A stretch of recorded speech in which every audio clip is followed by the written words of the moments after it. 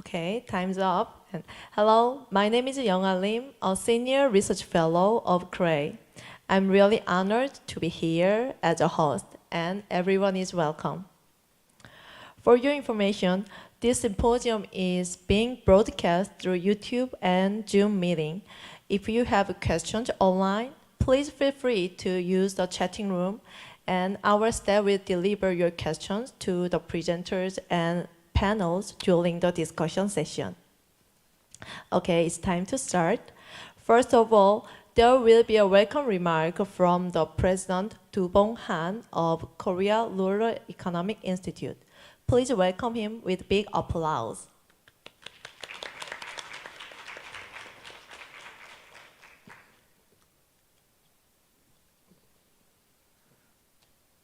Good afternoon, ladies and gentlemen, and distinguished international scholar.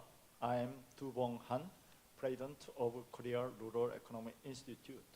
It is my honor to give a welcome remark at today's International Symposium on Activation Strategy of Agriculture to Reduce Fine Dust and Odor, hosted by our institute.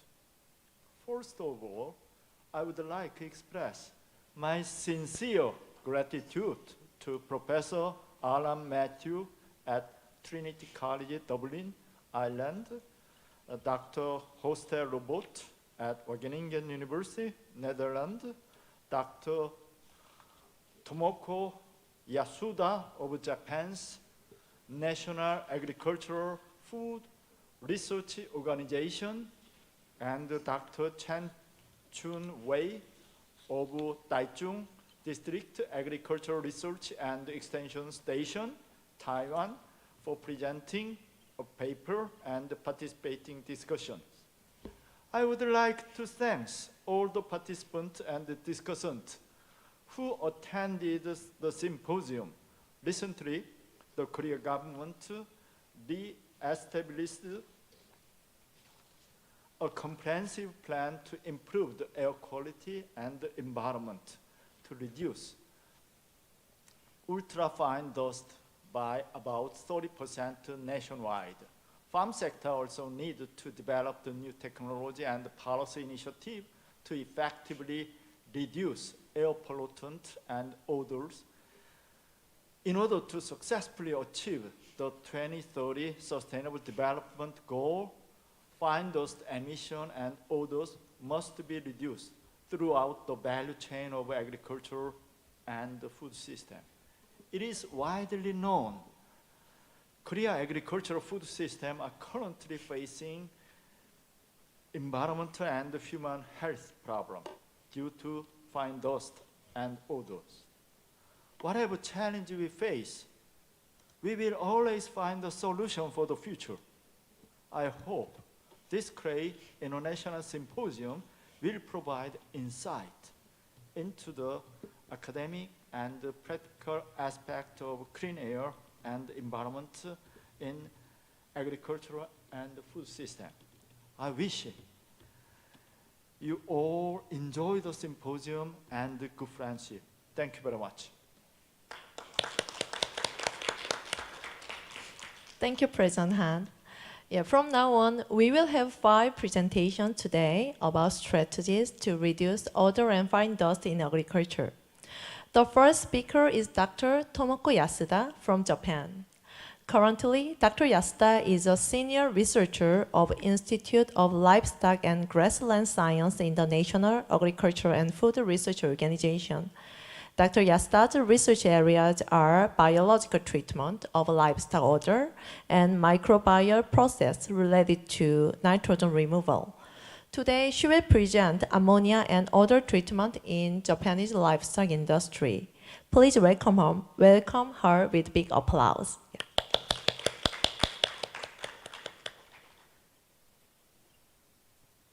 Hello, thank you for the introduction. I am Tomoko Yasuda from the Institute of Livestock and Grassland Science, one of the branches of National Agricultural and Food Research Organization in Japan. Today, I will talk about ammonia and odor treatment in Japanese livestock industry. By the way, this is the main building of our institute.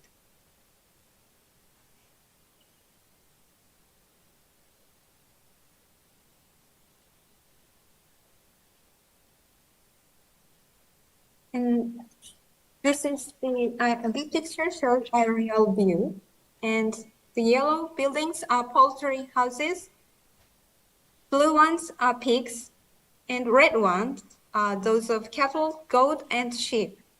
We also have a forage field. Here's what I'm going to talk today. First, I will begin with providing an overview of PM 2.5 and ammonia emissions in Japan. Second, I will talk about environmental issues related to animal husbandry. Third, I will explain about regulation regarding ammonia emissions. And then I will introduce technology to control ammonia and odor in livestock farms. Also, I will show you the results of a survey of ammonia and odor emissions and the performance of a biotrickling filter installed in a commercial pig facility. And I will show you the results of studies of a Rockwool biofilter treating ammonia from livestock manure composting. Let's move on to the first topic. This graph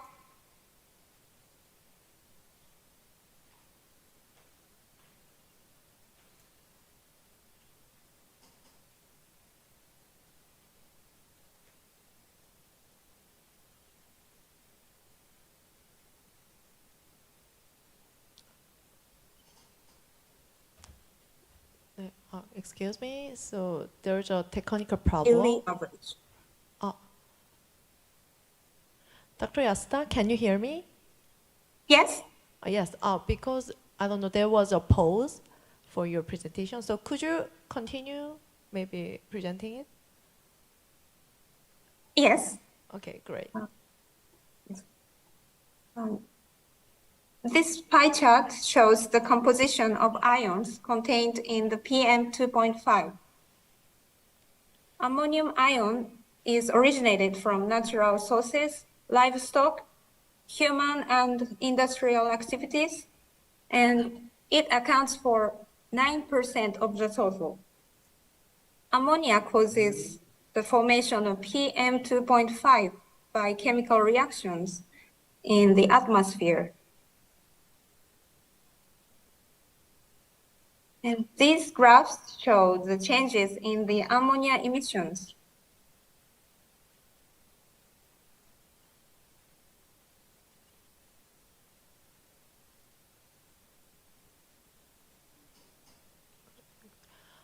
Excuse me, Dr. Yasuda, maybe there's a technological difficulty. So can you change your presentation with the recorded video clip? Not only ammonia, but also from nitrogen oxide. Sorry, Dr. Yasuda. Yes? Sorry, because it's paused several times, so I'm sorry, but yeah, can you change your presentation with our video clip that you sent yesterday? Yes. Okay, thanks a lot. Yeah, audience is sorry about this technological difficulty. Yeah, we already pre-checked it, but yeah, always it happens. So we have the video clip, recorded before, so we can change it. So please wait for a minute. Hello, I am Tomoko Yasuda from the Institute of Livestock and Grassland Science, one of the branches of National Agricultural Research Organization in Japan. Today, I will talk about ammonia and odor treatment in Japanese livestock industry. By the way, this is the main building of our institute, and this picture shows the aerial view. Yellow houses are poultry houses, blue ones are pigs, and red ones are those of cattle, goat, and sheep. We also have a forage field. Here's what I am going to talk today. First, I will begin with providing an overview of PM 2.5 and ammonia emissions in Japan. Second, I will talk about environmental issues related to animal husbandry. Third, I will explain about regulation regarding ammonia emissions. And then I will introduce technology to control ammonia and odor in livestock farms. Fifth, I will show you the results of a survey of ammonia and odor emissions and the performance of a biotrickling filter installed in a commercial pig facility. And then I will show you the results of studies of a rockwool biofilter treating ammonia from livestock manure composting.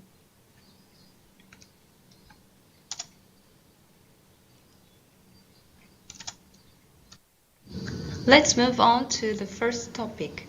This graph shows the changes in the concentration of PM 2.5 in Japan from 2010 to 2021. The current emission is below the standard of Japanese Air Pollution Control Act. Its standard is 15 microgram per cubic meter for annual average and 35 for daily average. This pie chart shows the composition of ions contained in the PM 2.5. Ammonium ion is originated from natural sources, livestock, human and industrial activities, and it accounts for 9% of the total.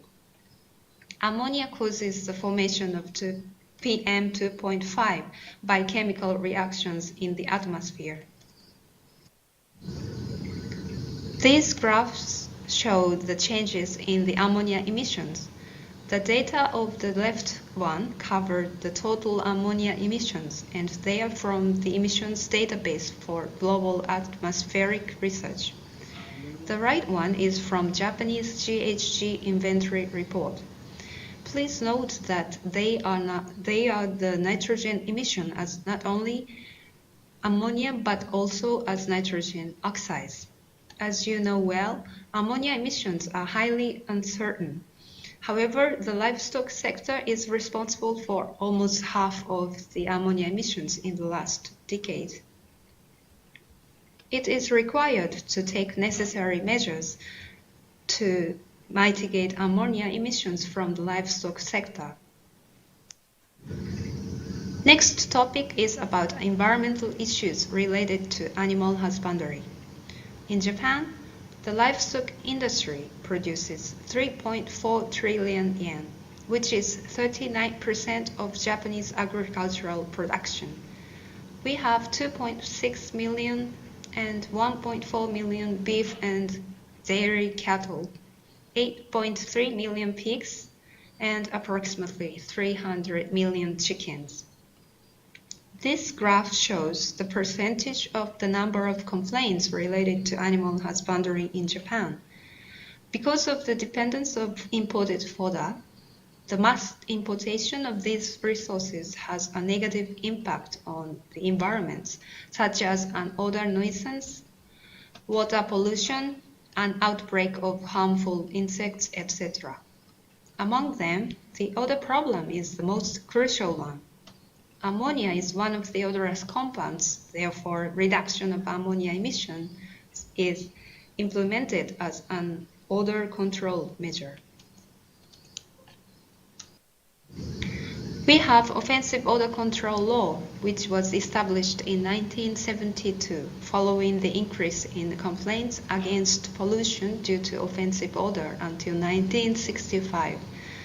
The aim of the law is to preserve the living environment and people's health by reducing offensive odors to a degree that most people do not feel uncomfortable in their daily lives. To achieve this aim, the law covers both regulatory measures against offensive odors and promotion of prevention in daily life. All livestock farms are covered by the law once odor complaints occur. Legal limits are set at the boundary, and the regulation criteria are to be decided based on the concentration of offensive odor substances or odor index. The odor index is a numerical value that quantifies the intensity of odors by sensory test. The regulatory standards for 22 offensive odor substances and odor intensity are shown here. As for ammonia, it's in the range of 1.5 ppm. In the case of offensive odor related to livestock, lower limit and the upper limit ranged from 11 to 20. These are the countermeasures in order to control ammonia and odor emissions from livestock farms.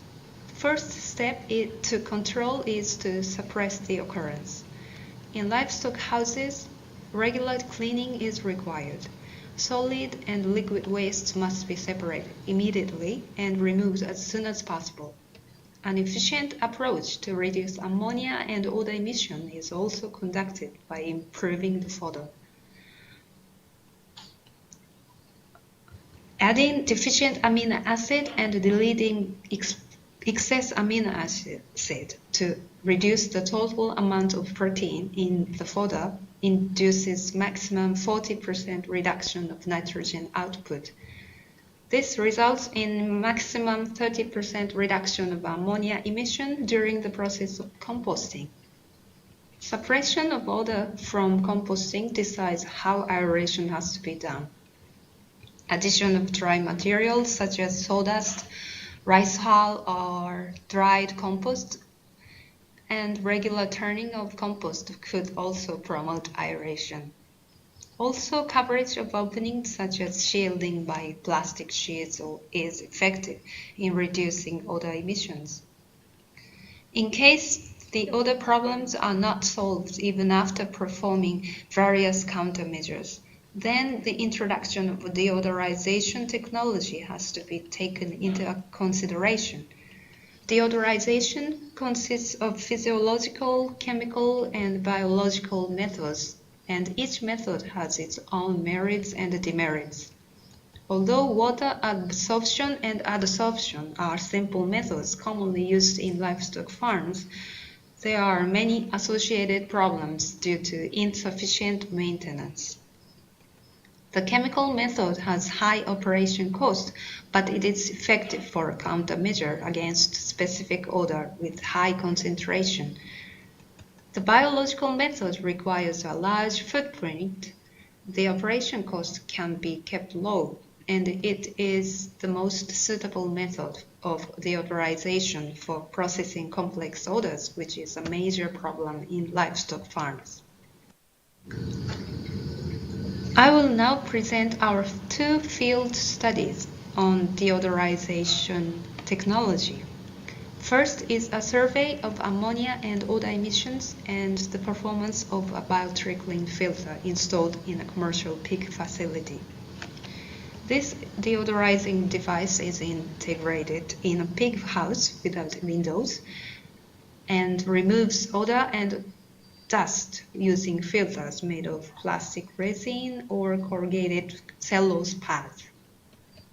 The original technology was developed in Europe, and it was modified to fit in with Japanese pig farms. We conducted measurements of representative odorous compounds in the inlet and outlet gases over 16 months. There are large seasonal variations in the concentration of odorous compounds. However, in the inlet air, Spearman's correlation coefficients between the different odorous compounds revealed that the concentration of ammonia was significantly correlated with those of other gases, except for hydrogen sulfide and DMDS. Ammonia could thus be used as an indicator of odor intensity at the inlet of this pig facility.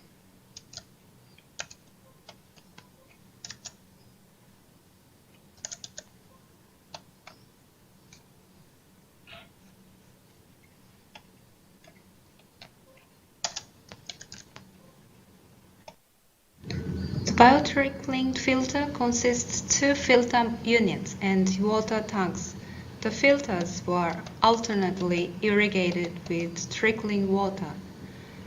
This picture shows the room between two filters. The empty bed residence time is the time requested by the inlet gaseous stream to pass through the empty volume that the filtering bed would occupy. The average total EBRT of the biotrickling filter is only 1.5 seconds. The average ammonia concentrations in the inlet was 7.8 ppm, which was within the ranges of the typical indoor concentrations in piggeries. This graph shows the changes in the removal efficiencies of ammonia. The average total removal efficiencies were 89%. However, the average removal of the first filter was only 30%. Therefore, the secondary filter is important. The right graph shows the average removal efficiencies of target odorous compounds. They differed depending on the odorous substances. Those of ammonia and volatile fatty acids were more than 80%.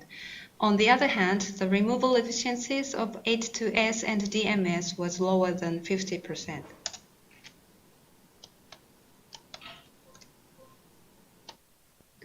The last topic is about biofiltration for ammonia emitted from composting facility. It is reported that 10 to 70% of total initial nitrogen is to be volatilized as ammonia from livestock manure during aeration degradation treatment. Biofiltration is one of the biological treatment systems which is often used in Japanese livestock farms. Odor emitted from the composting barn is pumped out and flows into the biofilter from the bottom, such as soil and sawdust are often used as a packing material. Rock wool mixture is also used as a replacement for soil because it allows smaller land use than soil. This is the surface of the biofilter where we sampled outlet gases and rock wool packing materials. These are packing materials. This is a diagram of the rock wool biofilter and composting barn installed in our institute.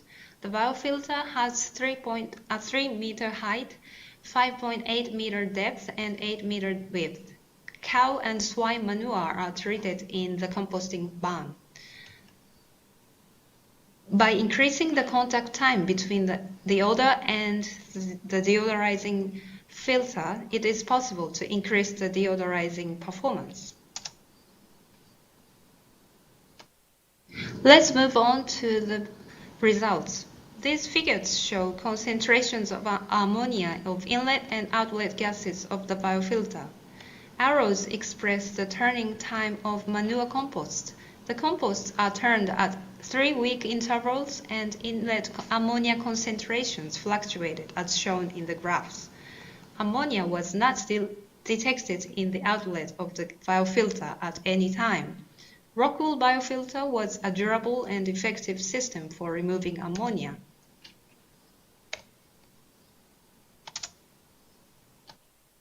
We estimated nitrogen balance in the biofilter.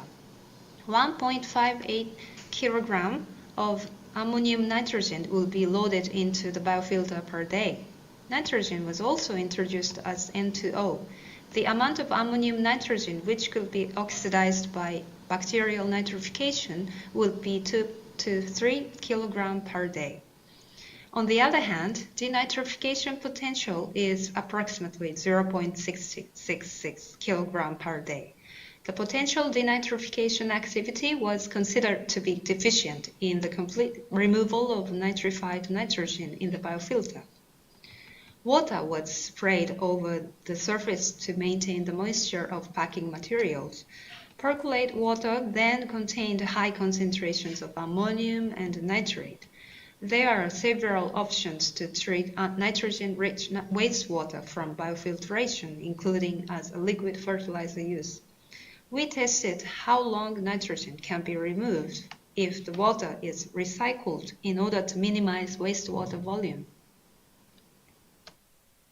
A laboratory-scale biofilter was operated to evaluate ammonia removal performance during nitrogen accumulation with water circulation. The reactor was basically designed as a scaled-down rock wool biofilter. The left graphs show the time courses of concentrations of ammonium, nitrate, nitrite, and pH in the circulation water. And the right graphs show ammonia removal performance of the reactor and time courses of free ammonia in the circulation water. Ammonia was effectively removed during nitrogen accumulation, except at the time when the concentration of free ammonia increased up to 28 milligram per liter. Finally, I will show you the changes in the microbial community during nitrogen accumulation with water circulation. Large proportion of nitrogen accumulated in the packing materials as ammonium and nitrate. The proportion of nitrogen in the circulation water was 5 to 10%. Approximately 30 to 39% of the inlet nitrogen was not recovered. Dominant microbial community associated with both nitrification and denitrification was shifted during the operation. Both nitrification and denitrification can be achieved by a microbial consortium well adapted to the ecosystem. As conclusions, the overall emission of PM2.5 has been decreasing, and currently the average emission is below the Japanese standard. On the other hand, the emission of ammonia remains unchanged. It is necessary to reduce ammonia emission from livestock sector in Japan. Odor nuisance is the biggest problem, environmental issues related to animal husbandry. Control of ammonia and odors are highly correlated. We have offensive odor control law to regulate ammonia emissions, and all livestock farms are covered by the law once odor complaints occur. Odor control is always parallel to daily livestock management. However, if it is not satisfactory, deodorizing technology has to be implemented. By surveying the performance of a biotrickling filter installed in a swine facility, it has been shown that the removal efficiencies differ depending on the odorous substances. Some compounds were indicated as targets for optimization. Finally, high concentrations of ammonia from manure composting can be removed by biofilter with longer empty bed residence time. Both nitrification and denitrification can be achieved by a microbial consortium well adapted to the ecosystem. There are several options to treat nitrogen-rich wastewater from biofiltration. However, it is still necessary to develop technology to treat the wastewater economically. Thank you for your kind attention. Thank you, Dr. Yasuda, for letting us know the recent technologies in Japan. Now we will have our second presenter. The second speaker is Dr. Chun-Wei Chun from Taiwan. Dr. Chun is working as a researcher of Taichung District Agriculture Research and Extension Station in Ministry of Agriculture. Dr. Chun's special areas are phytopathology and agricultural surplus recycling technology. He will present about policy of agriculture to reduce fine dust in Taiwan and its implications. So Dr. Chun, you have 20 minutes to present. Please welcome him with big applause. Okay, thank you. Can you see my PPT? Yes, on the clearly. PC? Yes. Okay, thank you. Everyone, I'm glad to introduce our country, the Partnership of Agriculture to Reduce Fine Dust in Taiwan and its implications.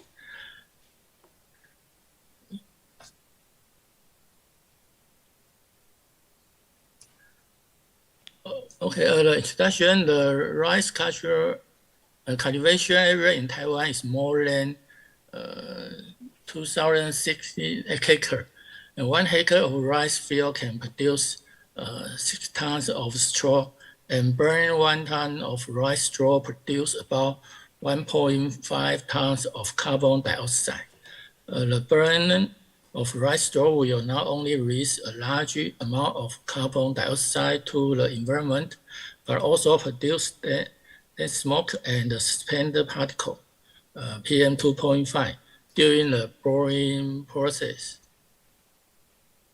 In Taiwan, 2020, the bioagricultural waste the lot of is the we can see the rice, husk, rice straw, and mulch bag in agricultural waste, and the livestock waste, like the poultry menu, will 2 million tons. And second is the rice straw is 1.7 metric tons. And in the traditional rice straw treatment in Taiwan will feel burning. That's the picture. And the burning of rice straw will produce the release of greenhouse gas such as carbon dioxide and fine dust. So in Taiwan, the Ministry of Environment will formulate pension to curb the burning of straw. The burning of rice straw will produce to release greenhouse gas. So the partition pollutant produced by burning will affect air quality. So in Taiwan, the first control the air pollution is the Ministry of Environment. And the other is the Department of Health. They will know the rice burn will let the disease happen in the people, such as the lung cancer. They rank the third in Taiwan's people. And so if the farmers use chloride contained pesticides inside the region, will produce dioxin, which is more harmful to the environment and the human body. So the picture is the Ministry of Environment chief. They will first to spray the rice straw treatment in the field, not to burn. So the Environment Protection Agency, they has some law to limit the people to burn the rice straw, including the Air Pollution Prevent Act, Fire Protection Law, Regulation of Road Traffic Management Patients, and the Social Order Maintenance Law in Taiwan. This law will have some money needed people to pay if they burn some the rice straw. If it's necessary to inside in case of problems such as disease and insect pest, you must apply for permits from the fire department. And it's very conditional when the area quality is good. The above maintenance laws and the regulations, whether is the air pollution prevent law, the fire protection law, the road traffic management regulations, all the law on the maintenance of social order are all formulated to protect the life of the people.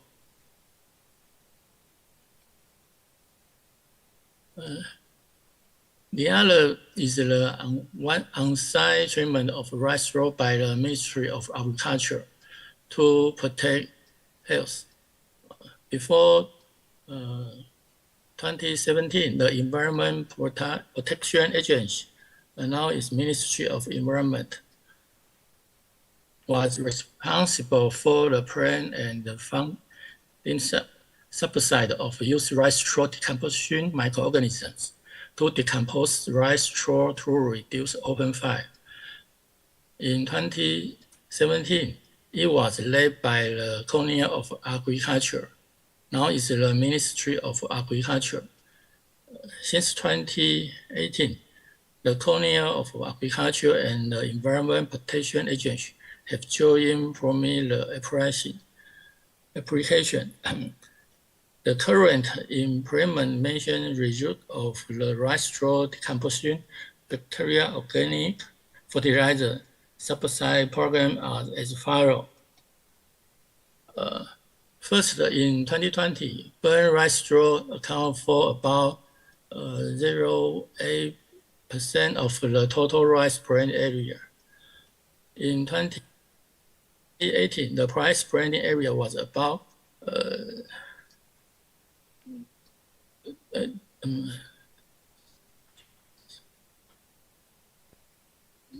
27 million hectares in Taiwan, and the area of boring rice straw after harvest account for about 2.5% of the total rice planting area. In 2020, the rice cultivation area is about 26 million hectares, and the area of rice straw that is burned after harvest account for about 0.8% of the total rice cultivation.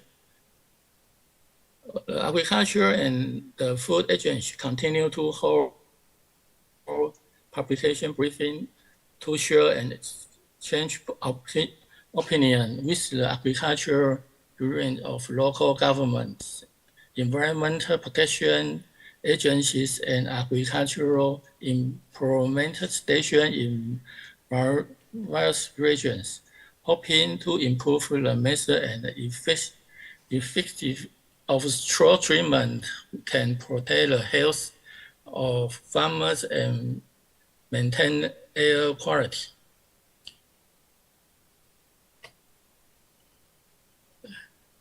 Second, administrative disposal of straw burn in the Green Environment Payment Plan. Since 2018, if the same field has been assessed by the Environmental Protection Unit or released by the Agricultural Intervention Station Unit of boring rice straw, and the cumulative writing notice has been received twice, the declination and the delivery of public grant rice and the rice shall be suspended within 1 year from the date of the second notice. The qualification of the rice payment, transfer, cropping, and the production environment maintenance measure are once, and the suspense is based on the second statute of open air burning as the principle. Only a single piece of cropland that meets the base year farmland is eligible provision for persons. So once on-site straw treatment technology in Taiwan, the on-site shared data and the burning, the government subsidies the cutting cost of rice straw. The government will pay the money for the machine, and which effectively save labor and the processing cost, and can supplement the nutrient of rice in field. Nearly 80% of farmers across the country use it as the main method of handling rice straw. Second is apply organic fertilizer contain straw decomposition microorganisms. It is recommended to use soil preparations in areas with suspended water supply, and liquid preparation are recommended in areas with wide water supply. Doubling the dosage can achieve the effect of initial decomposition within 7 days. In 2022, about 13,000 hectares have been died to apply rice straw decomposition microorganisms. Advantage of the decomposition microorganism. After applying, it can increase the organic matter content in the soil by 0.3 to 0.5%. which is beneficial to save basal fertilizer and works in the next stage of soil preparation. In addition, trichoderma contains organic fertilizer can coexist with rice roots, help rice root development, and increase the number of titles and effective areas. It has the effect of resisting loading and permitting the consistency of protein stage, and has the effect of promoting rice production. And agriculture and food agency will still playing the financial subsidies for rice straw decomposition mechanism, fertilizers by programs. This is the held in the publication by the agriculture and food agency, teaching the farmer to use the technology to treat the rice straw in the field with the organic fertilizer. And this is the straw decomposition microorganism treatment method. This is the soil preparation. Use the soil preparation. First, we will cut in the rice straw and flooding apply microbial agents, spray into the field, and flooding and left to decomposition for 7 or 12 days, or maybe 1 or 2 weeks. And after 2 weeks, you can see the straw will decompose and drop in the water. And this is another treatment method of different rice straw decomposition product. You can spray by the irrigation water or use the machine to spray in the field. And achievement promotion will let the farmer know how to use and the effect of or advantage of the straw decomposition product. And third is the Taiwan's Agricultural Research Institute will apply the urea, maybe about 60 or 80 kilogram of urea per hectare in the field after rice harvesting, can increase the amount of nitrogen fertilizer in the soil for the absorption of many rice microorganisms and accelerate the ability to decompose rice straw. You can see the farmer spray the urea in the field. And third is the public and the private cooperation to protect air quality. Agriculture unit, the Environmental Protection Agency, local government, and electronics industry combine to reduce air pollution. This is an example of Taiwan. The Taichung city government. They will teach farmers cut rice straw and add water and let decomposition pour with the fertilizer instead to burn. Has cooperation with the farmer since 2015 to assist the government in promoting probiotic fertilizer. Use decomposition microorganism to decompose rice straw and the organic fertilizer use so as to improve the fine spent particle, PM 2.5. This is the TSMC company dollar. This we can see the Taichung City they from the 2015 to the 2023. 2023, the first will 40 hectares to use the treatment, and to 2016 they had the 2,246 hectares to use the treatment, and now they are the 3,275 2.5 hectares of rice field use this, and it will reduce suspended particle PM10 by 10 tons, and the first suspended particle PM2.5 by 10.25 tons. And we see the 2019, the TSMC and the Agriculture and the Food Agency supplies the more 3,000 hectares and 4,000 hectares of probiotic fertilizer in Taichung City. They can reduce the PM2.5 by the amount of 152 tons and achieve good result. And now the 2023, the Kaohsiung City received the 1,000 hectares of probiotic fertilizer donated by the TSMC. And they will treat the fruit branch, not the rice straw, not to return to use.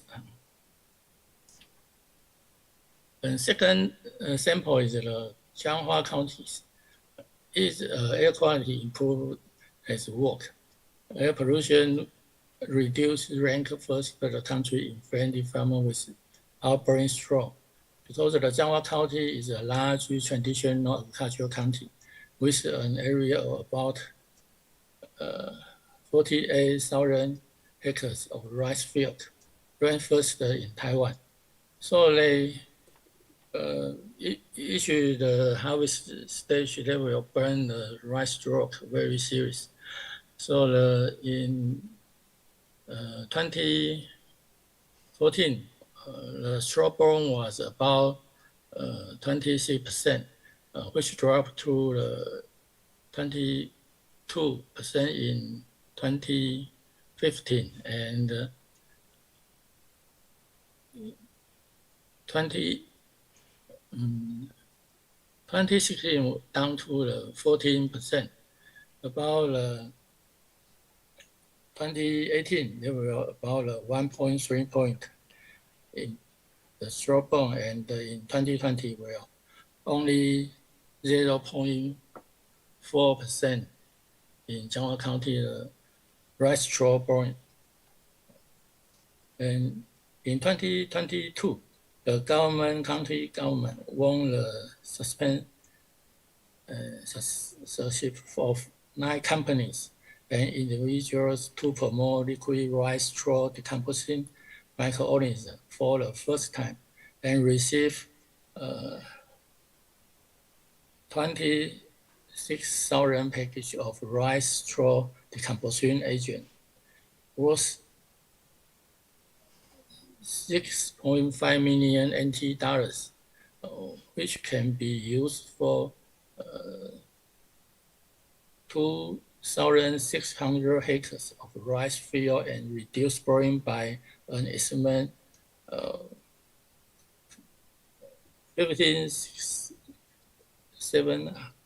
600 tons of rice straw, reduce the 23,400 tons of carbon dioxide emissions. In 2023, a total of 6,800,000 barrels will be obtained, which can apply to the 6,800 hectares. This picture is show the Jianghua County was suspended by an enterprise, and the straw decomposition produced were also applied to the treatment of fruit tree branch. This is treat the rice straw, and this treat the fruit tree branch. According to the data from the Environment Protection Agency of the Jianghua County, the average PM 2.5 in Jianghua County from January to June in 2022 is 15.6 microgram, a decrease of 9.7 microgram compared with the same period in 2018. Ranking first in the country is determined to reducing and is expected to reach the 2023 national empty produced standard this year ahead of scheduled target of 15 microgram. In addition, the empty produced improvement stage has worked and the number of bad air quality index AQI days has decreased significantly year by year. From January to June 2022, the cumulation number of empty produced bad days AQI 100 will be 25, a decrease of 85 days compared to 2018. The data improvement is nearly 80%, and variation pollutants are also show a downward trend. Okay, let's move on. Thanks to the efforts of very unique through various methods of public and council work, the number of cases of burning agricultural waste has decreased year by year in recent years. Rice is the staple food in Asia, and phenomenon of straw burn still exists in many South Asian countries. In the future, Taiwan also hopes to promote fertilizer enriched in straw decomposing bacteria to foreign countries to improve the environment around the world. Under the same sky, Taiwan wants to breathe clean air with the people and look forward to the better life. Okay, thank you for your attention. Thank you, Dr. Chen, for sharing the rice straw treatment technology in Taiwan. Now let's move on to the third presentation. Our third speaker is Dr. Hak-Kyun Jung. Dr. Jung is a director of the Office of Resource and Environmental Research in KREI. His main research fields are countermeasures against climate change and promotion for the eco-friendly agriculture practices. His presentation topic is Policy of Agriculture to Reduce Fine Dust in Korea. Please give him big applause.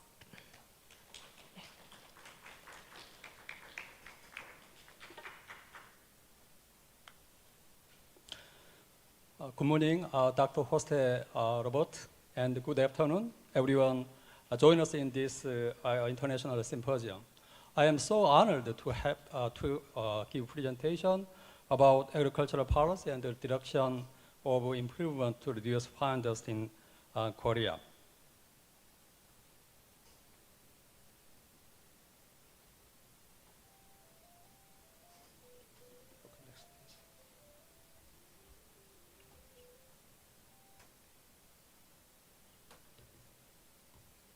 Okay, the contents of my presentation are as follows. The concentration of fine dust in South Korea has shown a decreasing trend, but the current situation exceeds the annual average standard for PM 2.5. The current level is 3.6 times higher than the recommended PM 2.5 standard of 5 microgram per cubic meter set by the WHO. There are two kinds of fine dust sources. One is primary sources of fine dust. The other is secondary sources of fine dust. Figure 2 shows secondary generation process of fine dust. The percentage of fine dust from the primary sources is 18% from agriculture. For secondary sources of fine dust, percentage of ammonia is 11%, whereas percentage of ammonia generated by the agricultural sector is 77%. ammonia emissions have been experiencing a slight increase due to various factors, including the expansion of livestock farming in the agricultural sector. Okay, let's move to Chapter 2 policies related to fine dust. Korean government has 3 kinds of national plans about fine dust. The first one is the comprehensive plan for improving air quality. This plan is measuring the status of air pollutant emissions and the extent of damage caused by them, and formulating corresponding measures and strategies by sector and phase. There are measures to address fine dust in the agricultural sector, accelerating the reduction of emissions from mobile pollution sources, effective management and reduction support for emission sources in residential areas, and concrete measures include improving agricultural and livestock farming methods, strengthening management of livestock manure and liquid waste, and so on. Table 1 shows the contents of comprehensive plan for improving air quality. We may pay attention to a reduction target for ammonia. The value is 12.5% reduction. This value is a little bit small respectively to other values, but I think that this value is not small because ammonia emissions is increasing continuously. Second plan is comprehensive plan for fine dust management. This plan is focusing on setting reduction targets for pollutants associated with fine dust. There are measures in the agricultural sector. For example, strengthening ammonia management in the livestock and greenhouse sectors, establishing a livestock manure distribution system, promoting voluntary reduction of ammonia emission, etc. And third plan is fine dust seasonal management. This plan is implemented annually from December to March. This plan was first introduced in December 2019, and since then it has been implemented every year. There are measures to prevent illegal burning in the agricultural sector. Table 2 shows contents of fine dust seasonal management. There are measures for the agricultural sector for prevention of illegal incineration in rural areas, expansion of familiar waste collection facilities, increase in collection compensation, operation of intensive collection period, and collaboration between public and private ministries, etc. Korean government also has Odor Prevention Act. This act prescribed discharge permit standards, improvement order, and order to suspend work so that it may regulate ammonia reduction and odor reduction. And the financial support for facility installation to reduce fine dust exists in Korea. Livestock excreta recycling facilities and raising efficiency of agricultural energy use. These 2 kinds of program is carried out by government, but the budget actual execution rate is low. So it is needed to carry out those programs more positively. Okay, let's move to chapter 3, direction of improvement. There are some fine dust reduction technologies in Korea. Use of appropriate fertilizer, deep placement of fertilizer, biocotton, and so on. Figure 7 shows the effect of deep placement of fertilizer. On the left side, NH4 plus minus N can turn into NH3 ammonia and go into air.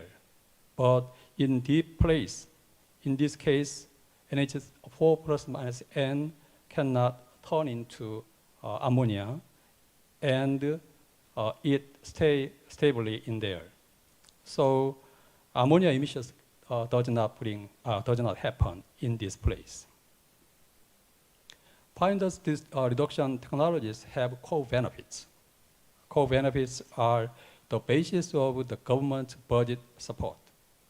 Table 3 shows co-benefits of fine dust reduction technologies.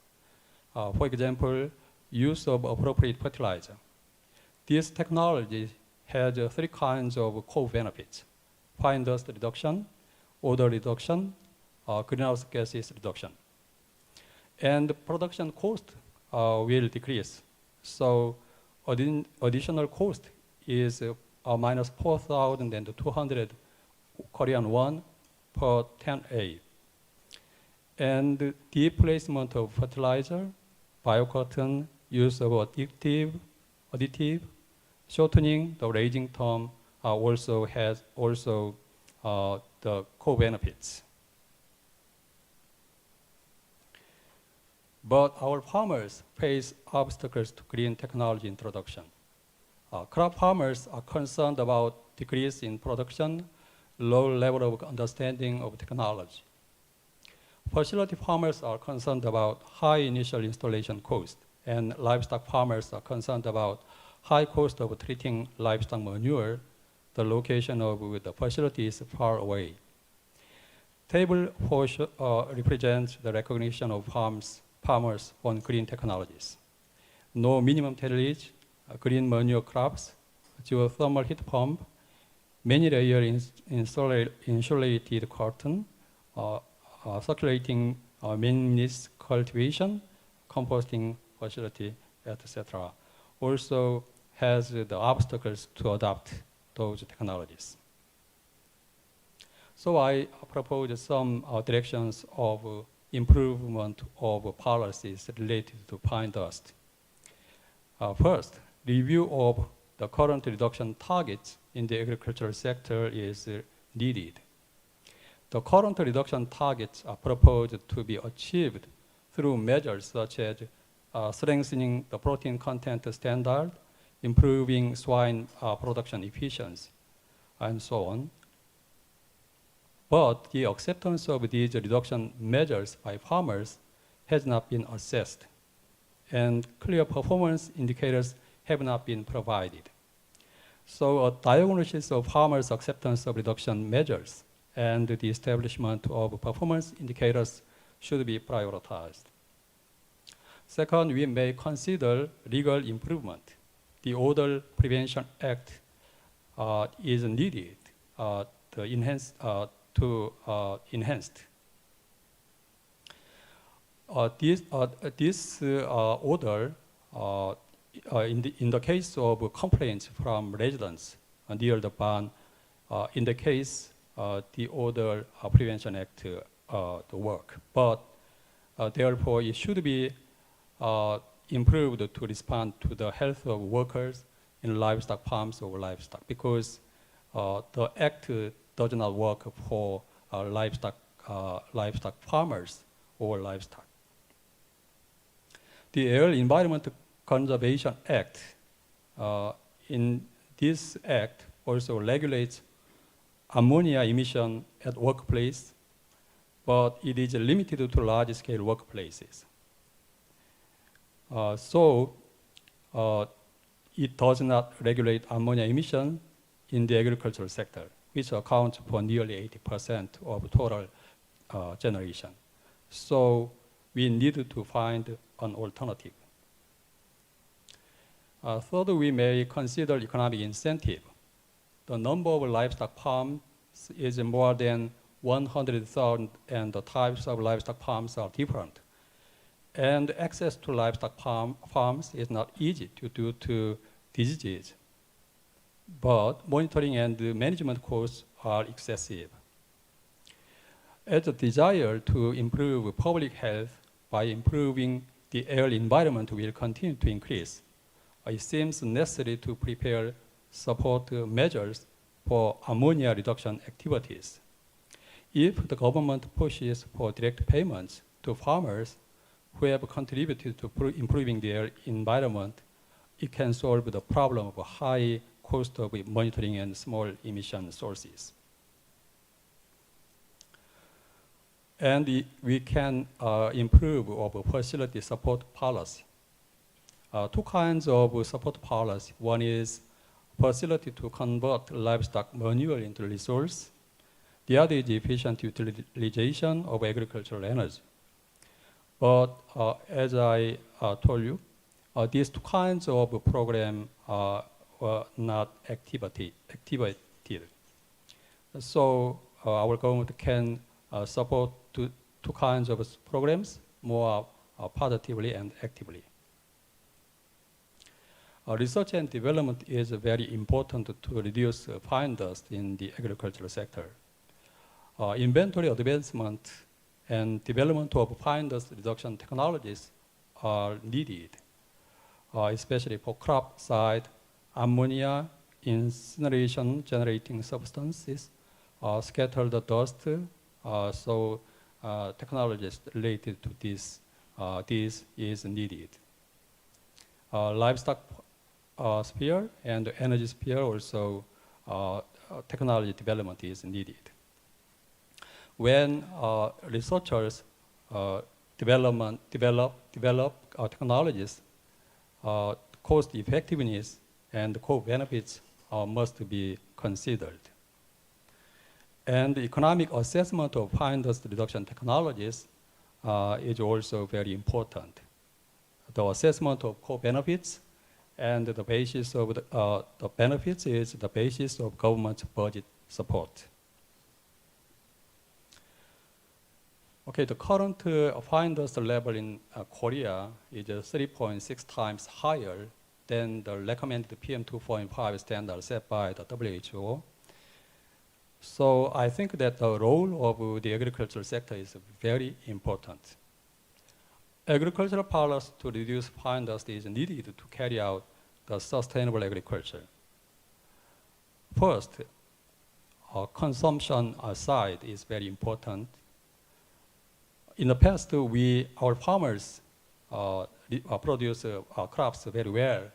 It is good, but nowadays, consumption is also very important. Our consumers have suffered fine dust in winter season and spring season.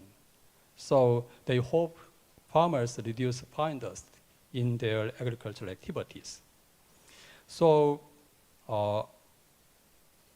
in the agricultural sector, fine dust reduction policy is needed. Second, farmers' health is also important. Our farmers must work in the open field, though the concentration of fine dust is very high, because they must work in there to make their living. So we protect their health to achieve their manpower for the sustainable agriculture. And third, I think that fine dust affects on crops and the livestock negatively. The quality and the quantity of crops and the livestock health. So we must consider those negative effectiveness. So the sustainable agriculture, for the sustainable agriculture, fine dust reduction policy is needed in the agricultural sector, I think so. And the percentage of emissions in the agricultural sector is high. So review of emission coefficients and activity data is needed. I propose some directions of improvement of agricultural policy to reduce fine dust. Review of the current reduction targets in the agricultural sector, legal improvement and economic incentive, improvement of facility support policy, and research and development is needed to reduce fine dust in the agricultural sector. Thank you so much for your attention.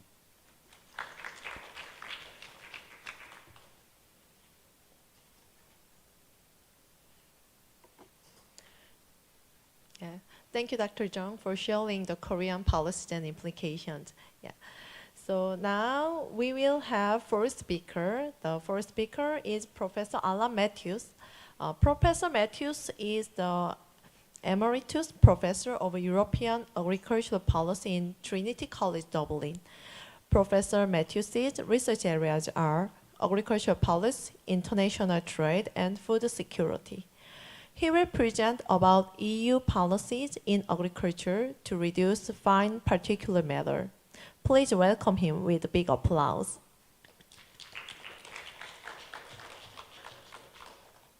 I would like to thank the organizers for this invitation to contribute a presentation on the European Union's policies in agriculture to reduce fine particulate matter, fine dust, which I will refer to as PM 2.5. I regret that due to another commitment, I'm unable to take part in the symposium itself, but I hope that this pre-recorded contribution will be of interest to the proceedings. I propose to cover three elements in my talk: the EU's general policy and legislative framework to address PM 2.5, targets and trends for emissions of PM 2.5 and also ammonia, which is an important precursor, and finally, I'll examine the measures promoted by the EU to reduce emissions of air pollutants, primarily addressing ammonia emissions. The EU's Clean Air Policy Framework is set out in several policy documents, beginning with the thematic strategy on air pollution published in 2005, and most recently in a 2021 communication, which is part of the European Green Deal, entitled the Action Plan Towards Zero Pollution for Air, Water and Soil. We should also note that the EU has international commitments which also play an important role under the Geneva Convention on Long-Range Transboundary Air Pollution, which includes the Gothenburg Protocol, which set national emission ceilings for 2010 up to 2020 for 4 pollutants, including ammonia, and subsequently also for fine particulate matter. This policy framework has been translated into a legislative framework which is built on 3 pillars. First, we have the ambient air quality directives, which set quality standards for 12 ambient air pollutants, including ammonia and also PM 2.5, where the concentration cap presently stands at 25 micrograms per cubic meter as an annual average. It also sets out a requirement for air quality plans to be prepared by member states for zones and agglomerations where these standards are not met. The second pillar is the National Emission Ceilings Directive, introduced in 2001, which sets out commitments by member state to reduce the emissions of key ambient air pollutants, including PM 2.5 and their precursors. And this actually implements both the EU and member state commitments under the Gothenburg Protocol. Thirdly, then, we have legislation which sets emission standards for the key source-specific sources of air pollution. For example, standards for road transport vehicles, for domestic heating installations, for industrial installations, and also some agricultural emissions from large pig and poultry farms, which are covered under the Industrial Emissions Directive. 2 of these pieces of legislation are currently being revised on the basis of Commission proposals submitted last year and still being discussed in the co-legislative process, so the outcome remains uncertain. For our purposes, the most significant change proposed in the Air Quality Directive revision would lower the limit value for PM 2.5 from 25 micrograms per cubic meter to 10 micrograms per cubic meter in 2030, thus bringing it closer to the World Health Organization guideline of 5 micrograms per cubic meter. The most relevant aspect of the Industrial Emissions Directive revision for our purposes is the Commission proposal to extend the coverage to large cattle farms, as well as to lower the thresholds for coverage of large pig and poultry units, so essentially covering more units than is the case at present. This slide shows the trend in EU emissions for major air pollutants, with 2005 as the base, which is the base year for the Gothenburg Protocol targets. In general, emissions to air have been falling, but with very different trends for specific pollutants. While emissions of sulfur dioxide have fallen to only 1/5 of their 2005 value, emissions of ammonia have fallen by much less, by only around 6%, and indeed appear to have stabilized in recent years. I should note that a recent paper based on satellite measurements suggests a much larger fall in ammonia emissions than these calculations based on the national inventories, so there's a puzzle here that has yet to be resolved. Agriculture contributes to PM2.5 concentrations, both directly but mostly indirectly. Direct emissions come mainly from the burning of agricultural residues, around 6% of the total PM2.5 emissions, while the indirect contribution comes from ammonia emissions, which through chemical reactions with atmospheric nitric and sulfuric acids are converted to PM2.5. Here, it's important to note that agriculture accounts for 93% of total ammonia emissions in the EU.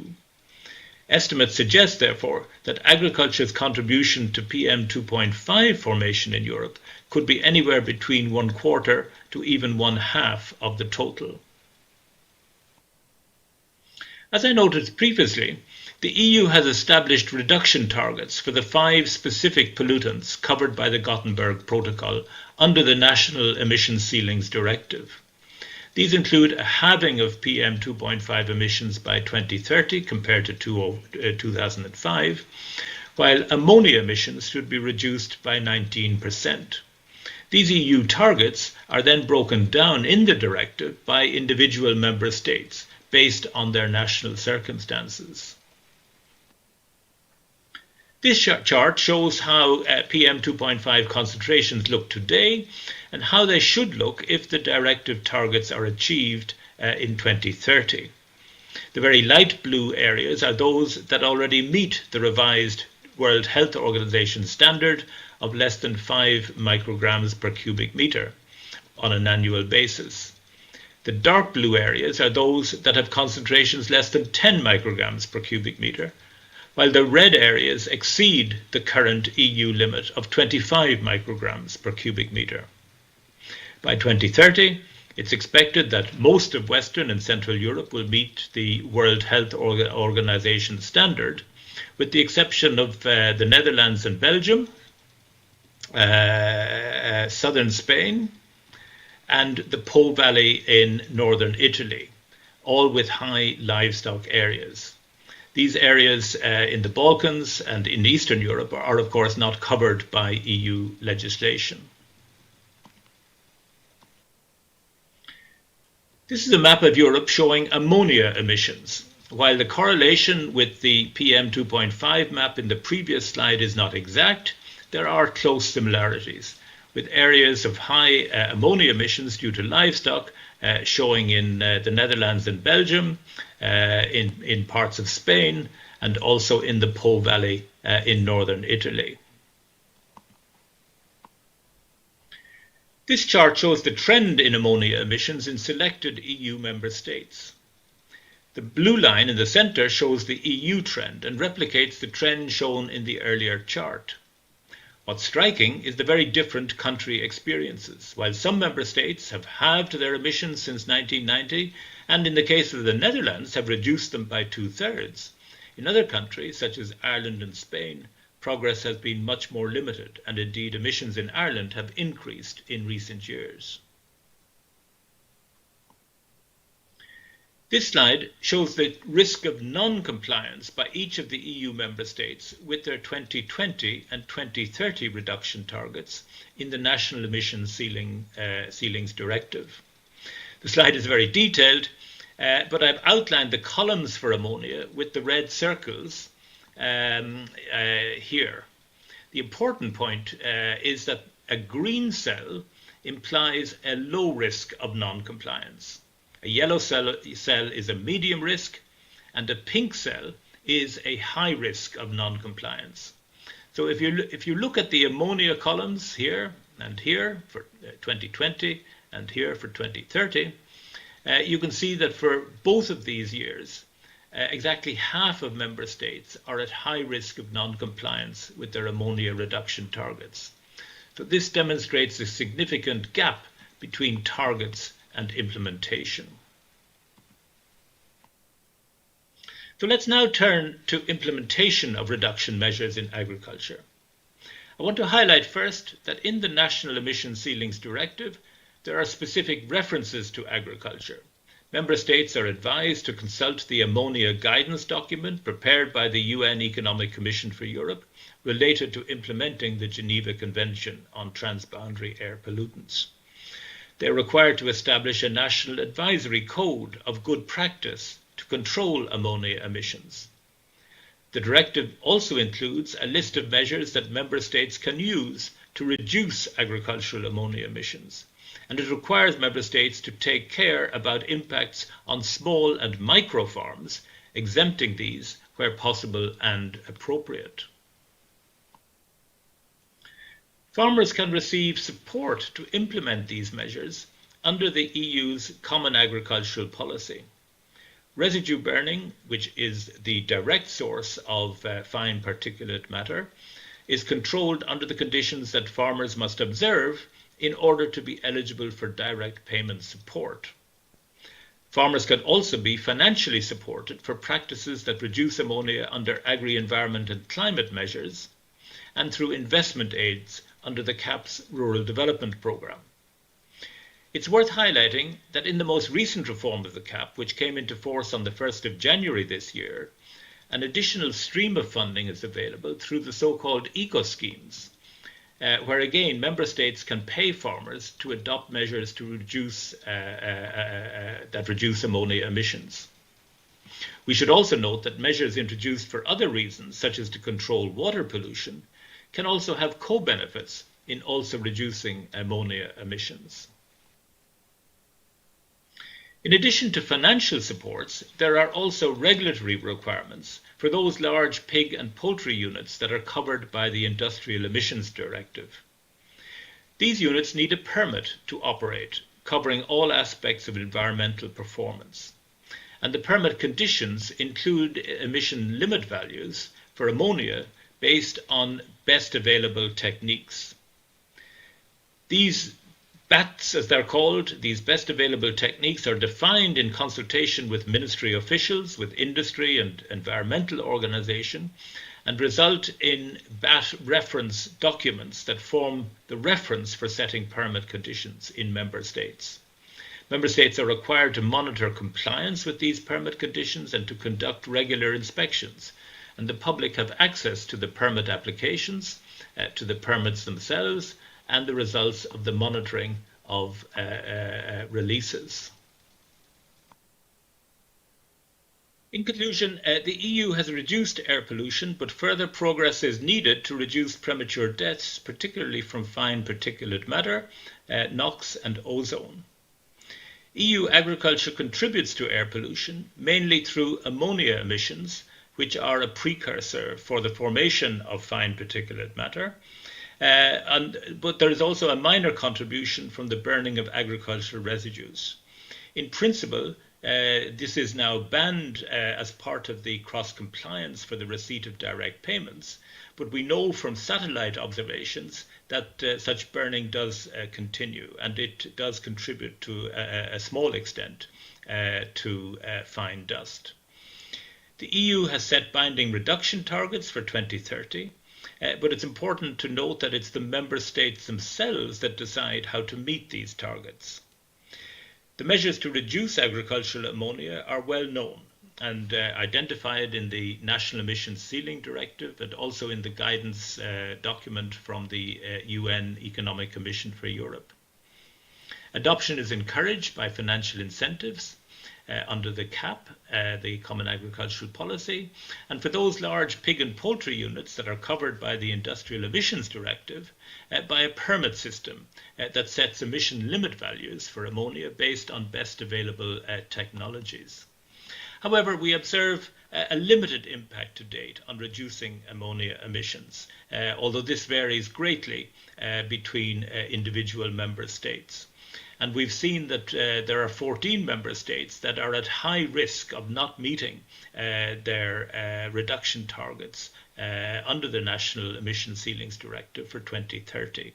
And indeed, the Commission has already started infringement proceedings against these member states for their failure to already meet their 2020 targets under that directive, reflecting their commitments under the Gothenburg Protocol.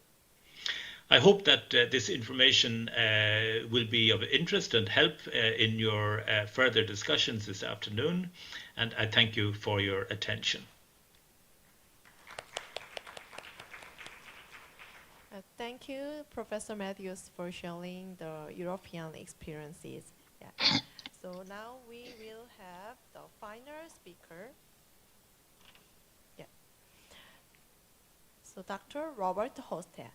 Dr. Hosted is a senior pig production economist at Wageningen Economic Research in Netherlands. Dr. Hosted has expertise in pig production at farm and sectoral levels and supply chain cooperation and international studies. His presenting topic is reducing particulate matter from pig farming in the Netherlands. Please give him big applause again.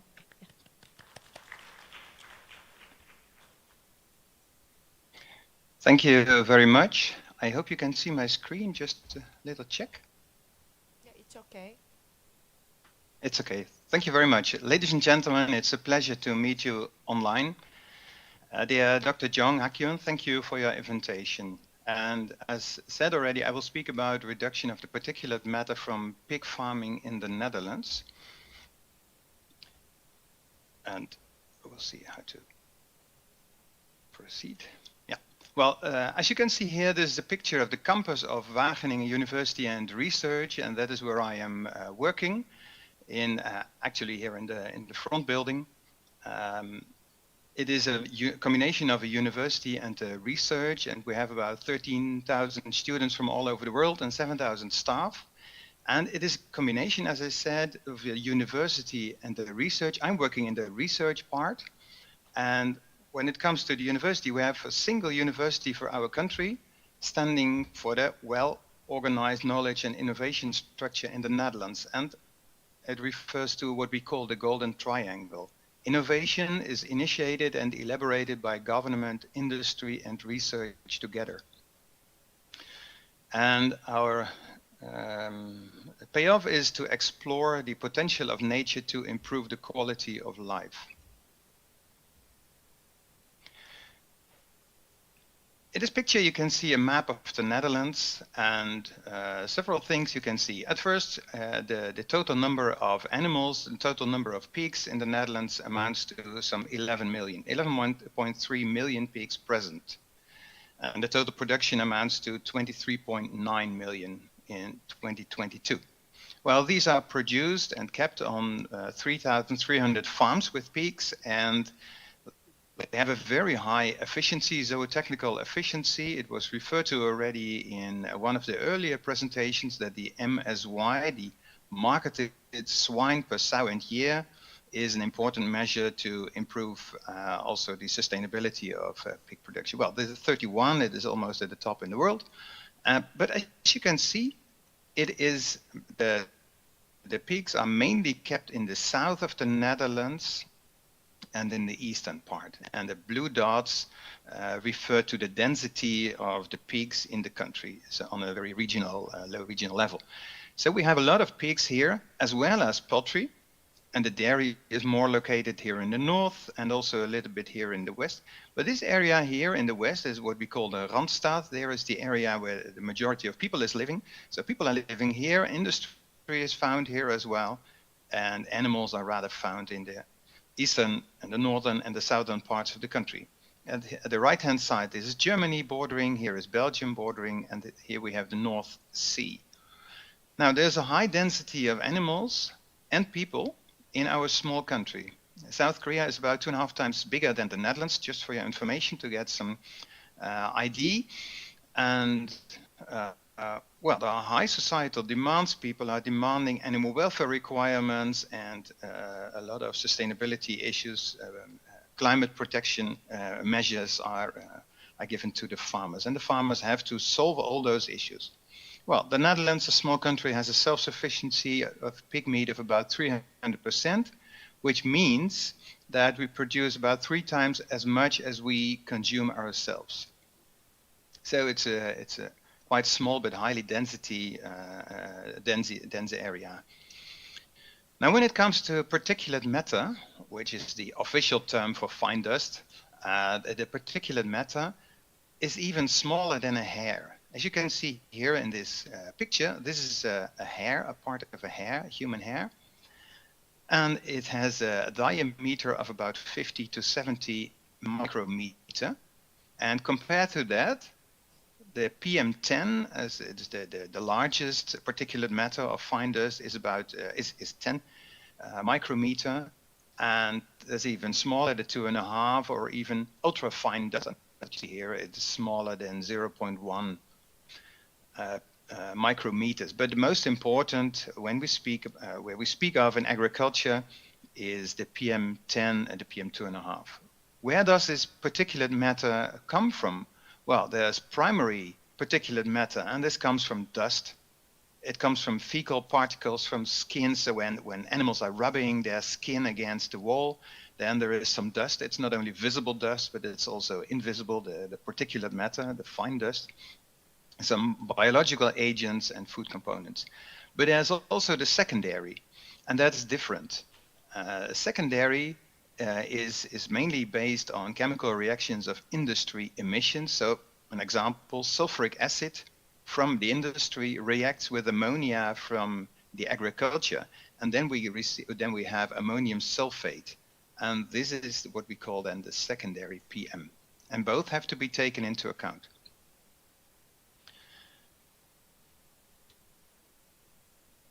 Now, why are we interested in particulate matter? Why are we interested in the topic?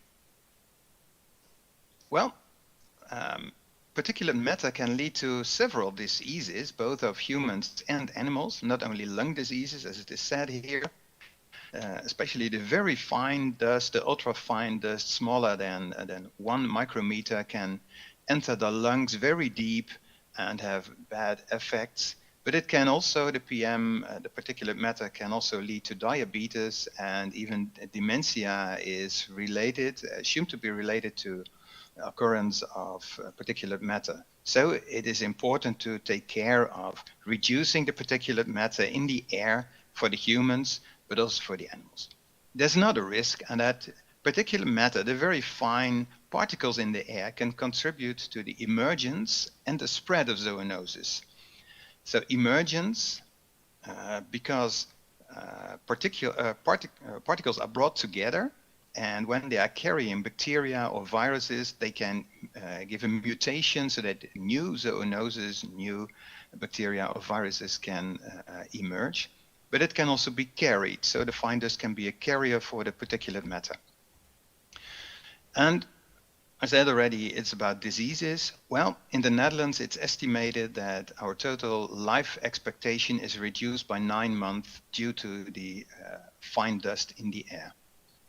What we see here in this map, this picture, is there are different colors, and the darker area have lower particulate matter, PM10 concentration, whereas the yellow area is the higher.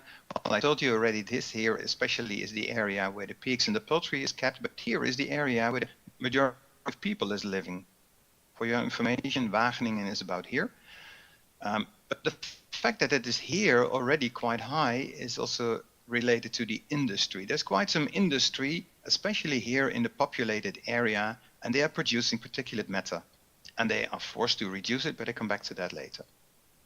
Now, the main wind direction is from the west to southwest, but this is the average air concentration in the year 2020. So this means when the main wind direction is from the southwest to the northeast, then the industry here, and especially here in Rotterdam, there's a lot of industry and PM production. It is spread to the east and northeast, and this is coming from the agriculture.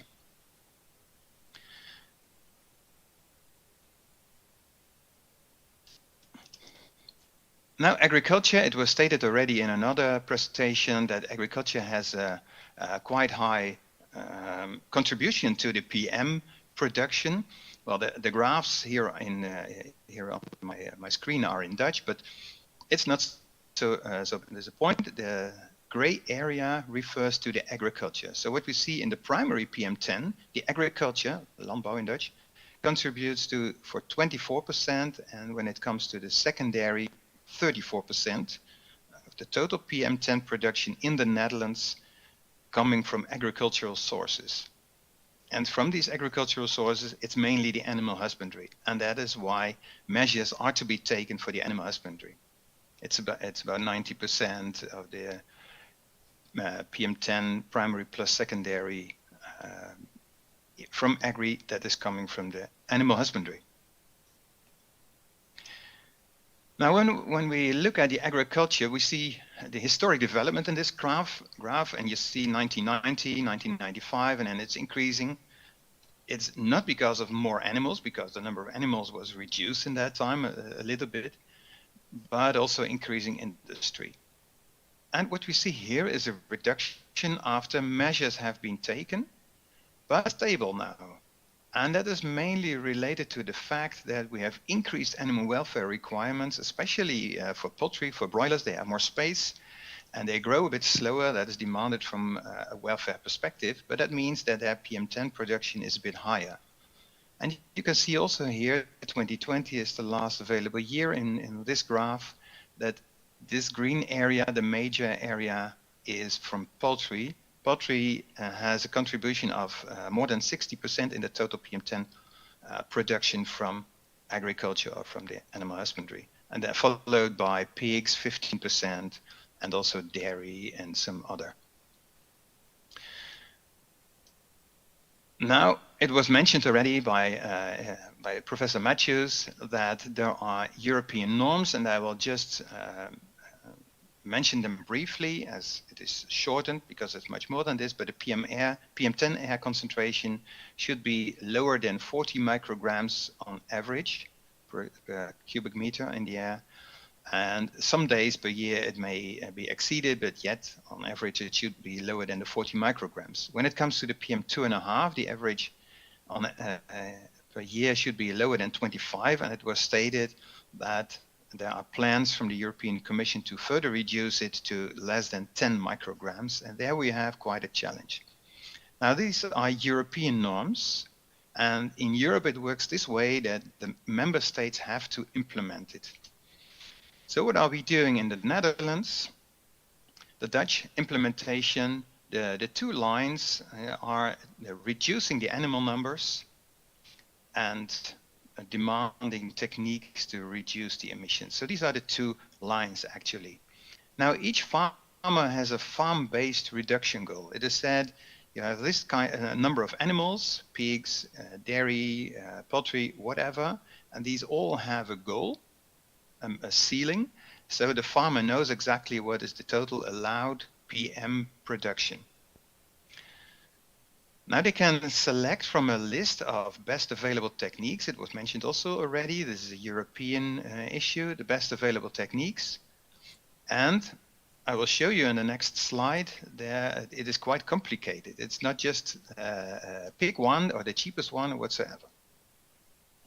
And now, currently the Netherlands almost complies with the EU norms. In some areas, in some times of the year, there is the Netherlands is exceeding the EU norms, but when especially the PM2.5 norms are to be reduced, the Netherlands will have to do a lot more. I was asked to also speak about the financial support. Well, this is very limited, and it is only for front runners. So those farmers who invest in techniques and in reducing the PM production beyond the legal level, and then only for the amounts that is beyond legal, there is some possibility to be paid for as it's a fiscal advantage, but it's only applicable for this beyond legal part. That means that the majority of farmers will keep the legal requirements as a basis rather than going beyond this.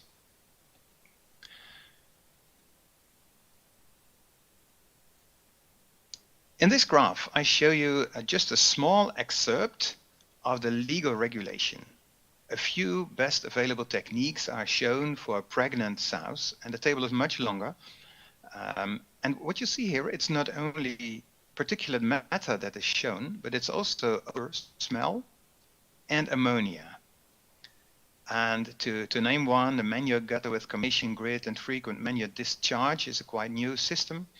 This has an ammonia emission of 1.8 kilos ammonia per place and year. And the smell is measured in odor units, and the particulate matters is also different. Now what we see is that this system has the same particulate matter emission as these others that I mentioned here, apart from the biological air washing system that has much lower PM excretion left. So the reduction in this system is better. And when it comes to smell, it's also 10.3 rather than 18.7, and also the ammonia emission is much lower, resulting in only 1.3. So why not invest in the biological air washing system? Before answering this, I will show you some particulate matter reducing techniques for poultry, because as I showed you, the poultry sector is especially highly contributing to PM emission. And especially this sector has made a lot of innovation, developed a lot of techniques, a litter slider with the reduction of particulate matter of 20%, or a dust filter, depending on the system, 1 to 95, or ionization of the air. We also have the air washers, and I come back to that in a second, or also oil film. So an oil film is sprayed into the air, capturing the dust particles. And this is just to show, because my lecture is about pig production, is about reducing PM in pigs, but what we see is that we can learn also from other sectors. Now an air scrubber, it is a highly adopted system in the Netherlands, not for PM, specifically, but rather for ammonia emission, because the ammonia emission should be reduced, roughly stated, by some 85%. And now we have a lot of systems under the slats, but also this is the end of the pipe solution to have air scrubbers like the chemical, the biological, or the combined air scrubbers. So what is happening here, the air from the stable is going with the ventilator through a system where the air is being washed by acid solution. Here is the acid, it is brought to the solution, it is pumped and pumped and pumped. But you can imagine that in the end, the solution is satisfied with the captured, not only PM, but also especially the ammonia. And the interesting point is that now we can choose between chemical, biological, and combined systems. In a biological system, by the way, it is not a chemical solution, an acid, but it's organic material that is capturing the odor, the ammonia, and the PM10. And there are combined systems who have both an acid, fluid, and organic material. So lots of opportunities. But these are quite expensive. And now I show you again a list of techniques. Again, this is just an excerpt because there's much more. And again, this is for pregnant sows. But now I showed you not only the system and the ammonia and the smell and the PM10 reduction, or the final emission, but also the investment and the total annual cost. Let's assume the first one, the biological air washing system. The ammonia emission after washing is 1.3 kilos. The smell output is 10.3 odor units per place and per year. And the PM10 is 44 grams per place and year. Or take another one, sloping hills. There we have a higher ammonia emission, a higher smell, and also a higher PM emission, as well as a higher investment. And the annual costs are lower. And this is interesting because now a farmer has to choose, should I invest in more, that is more expensive in the end, or should I invest in lower reducing techniques? Well, this depends on the farm specific ceiling of emissions for each ammonia and odor and PM10. And especially here we have the chemical and the combined systems. Well, let's compare this one, the sloping pit walls and the chemical scrubber. The emissions are much lower in the chemical scrubber. The investment is lower, but the annual costs are higher. And this comes, well, this is a simple system, but this is the scrubber and it requires acid, it requires electricity, it is sensitive for technical failures, so there's a need for well, some persons who are knowing this technique and can do the maintenance, but also the acid fluid that comes from the washer, from the air scrubber, it has to be brought on the land, and it can be used as a kind of fertilizer to some extent. So it is quite complicated for farmers to choose the best technique.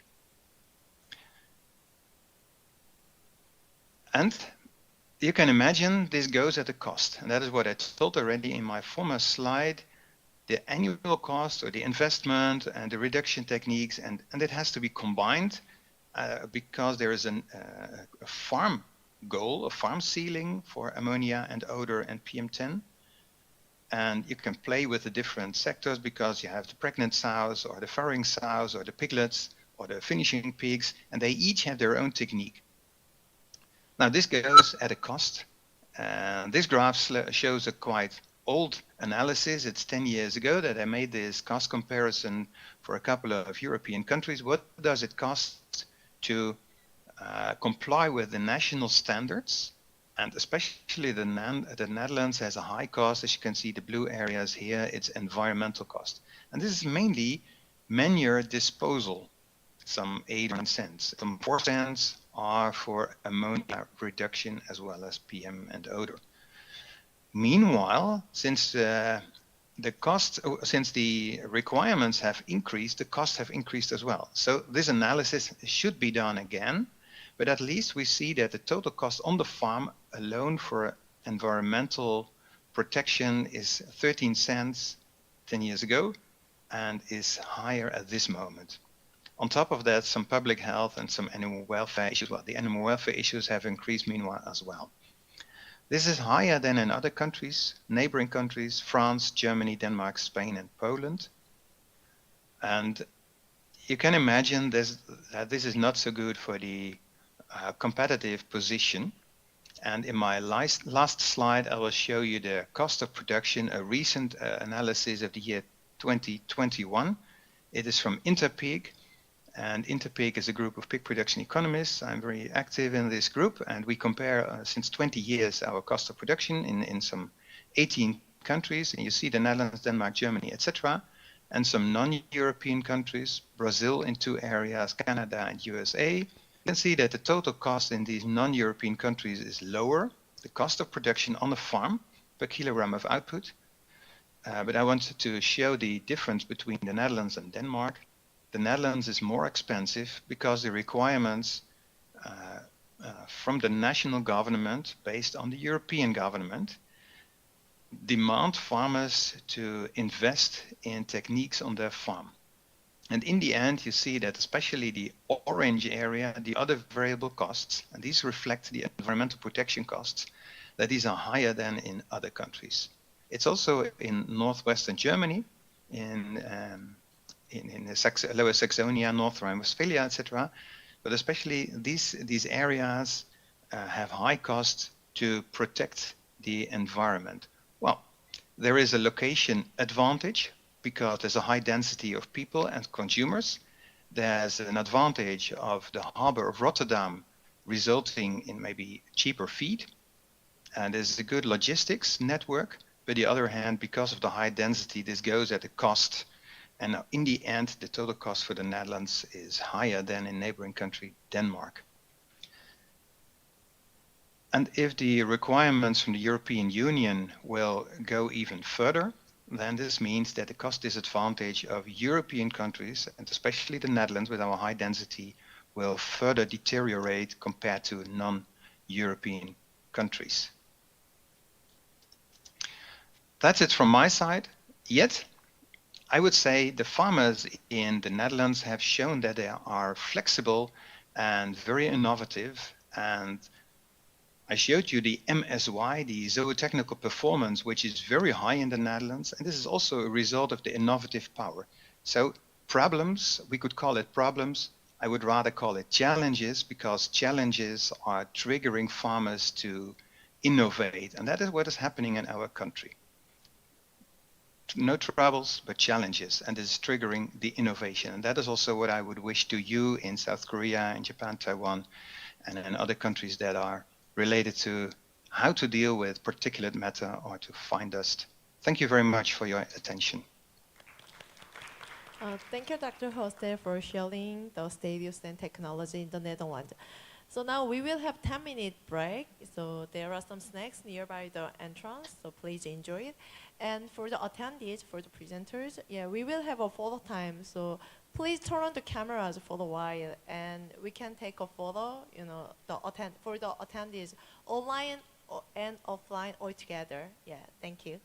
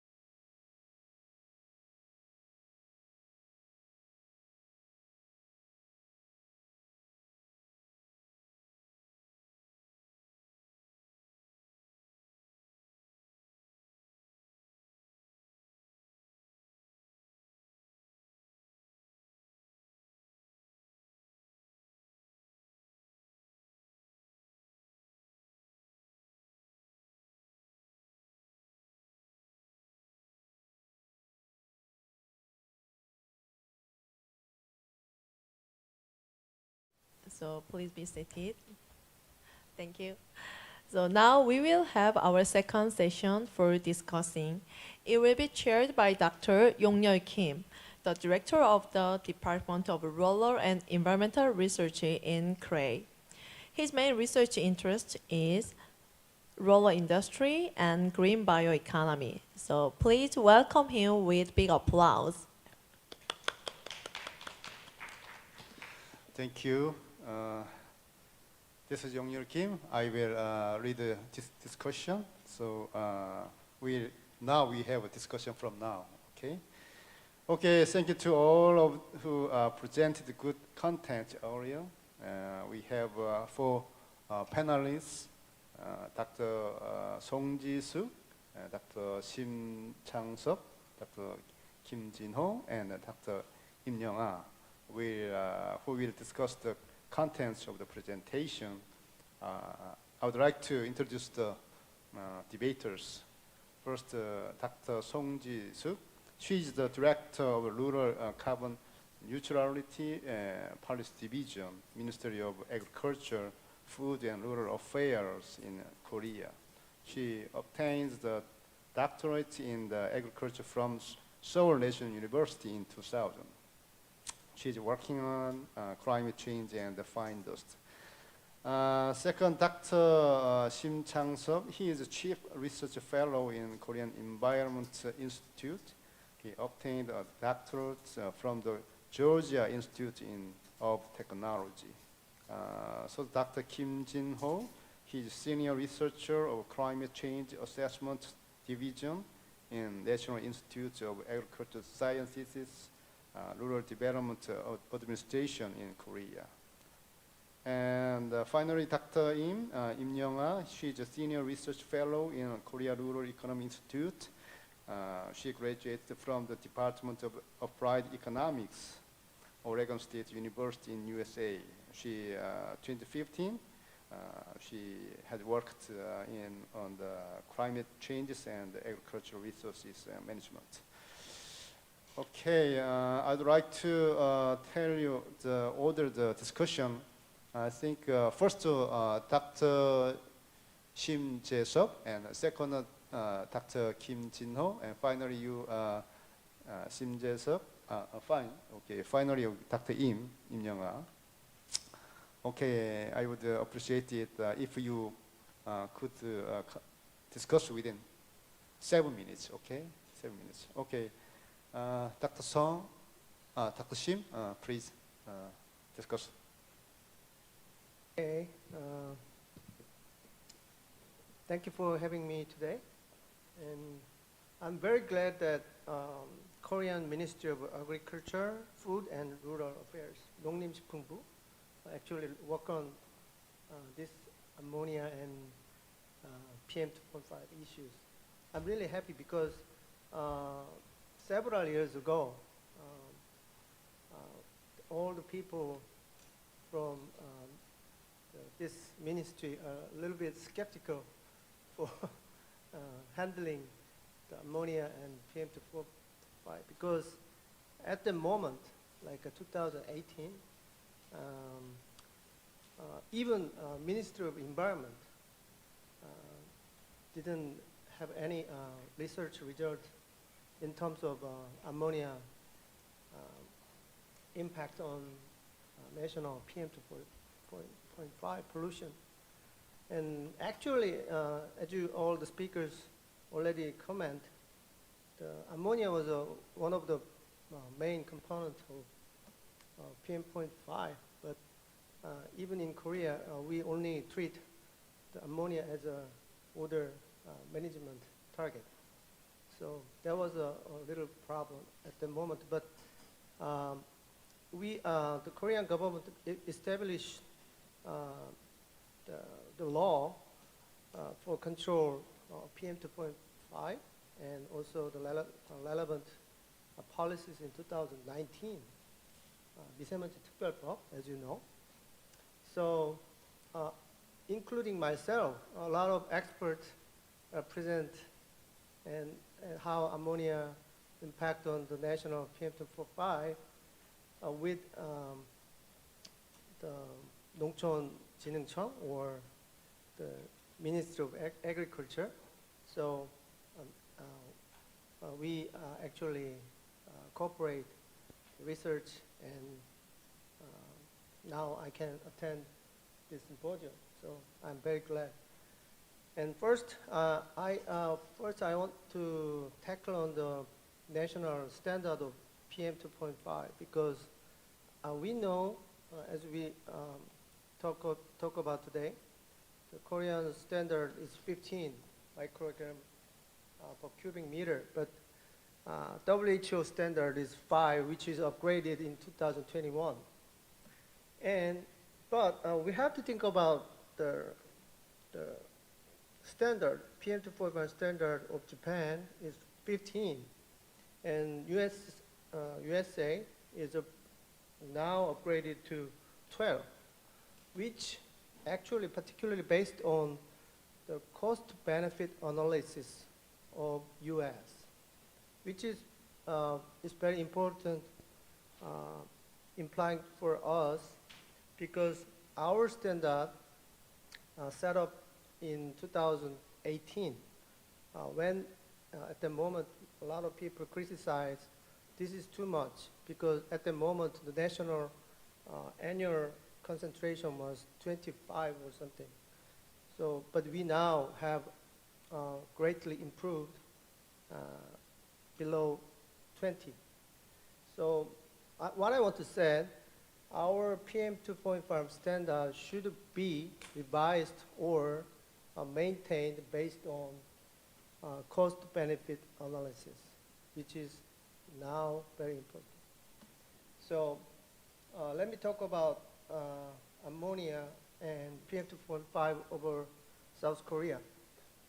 Actually, there was scientific evidences of, regarding the generation of fine particles from ammonia emissions from the agriculture and livestock sector has already been proven through the scientific paper, including my paper last year. Particularly the significant correlation between ammonia and PM 2.5 over Seoul metropolitan area, Sudokwan, which is a relatively high NOx polluted region. And we found that ammonia is main reader, controller of PM 2.5. But we still need to find out other areas outside of Sudokwan area because there were still limited observation. So our evidence was purely based on the observation because this is very direct evidence. Because the roles of NOx and ammonia, which is in competition of fine particle formation, influenced by atmospheric chemical conditions, which is very complex. And additionally, a very careful understanding of conversion rate of emitted ammonia into the actual contribution to fine particle is also very important, which can be proven only by the measurement in South Korea. So, which is still, we have to go about the physical-chemical standpoint. So what I want to say is we need a kind of a collaborative effort between government department, multi-department, and very diverse expert in including atmospheric chemistry and agriculture sectors should be necessary. Furthermore, despite relatively stable emission factors, and we also have very stable emission increasing trend in ammonia, but in the observation side, we have a very rapid increase of ammonia concentration for last 10 years, which is not consistent. So I want to say is ammonia emissions is very correlated with temperature, meteorological factors, which means that it might be tightly correlated with climate change. So it's not the linear the correlation, it's kind of a non-linear correlation between temperature increase and ammonia emissions. So it's kind of getting to be a little more complex. So now we have to consider agricultural management and air quality management and climate change kind of a adaptation and response issue. Thank you. Thank you very much. Next, Dr. Kim, please.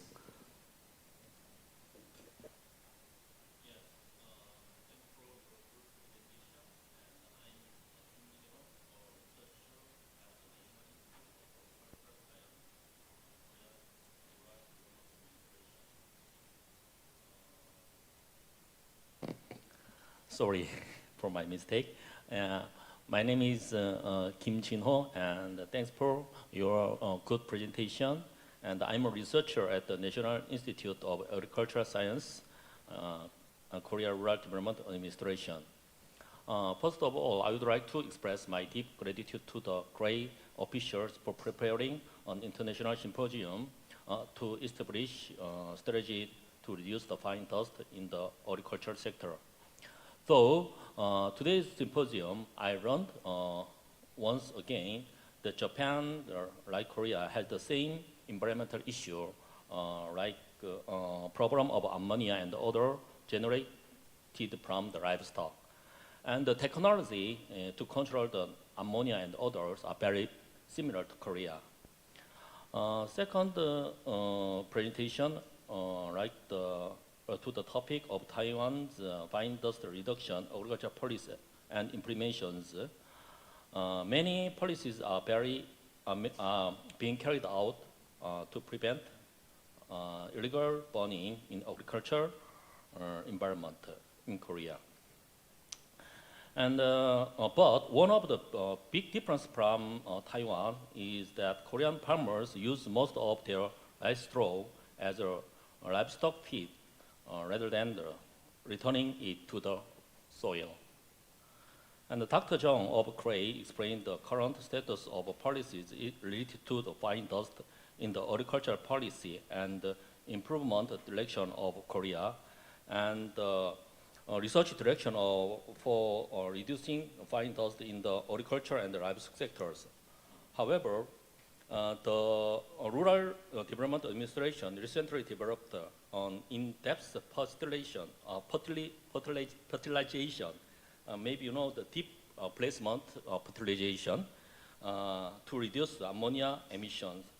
And I hope it will be introduced in more depth to this technology, I think. And it was a very meaningful occasion to meet with the EU and the Netherlands regarding the fine dust related policy and the technology. Also, we don't know the situation, I don't know the situation in other countries in detail. The reliability of accuracy of fine dust related statistics in Korea's agriculture sector seems to be not very high yet.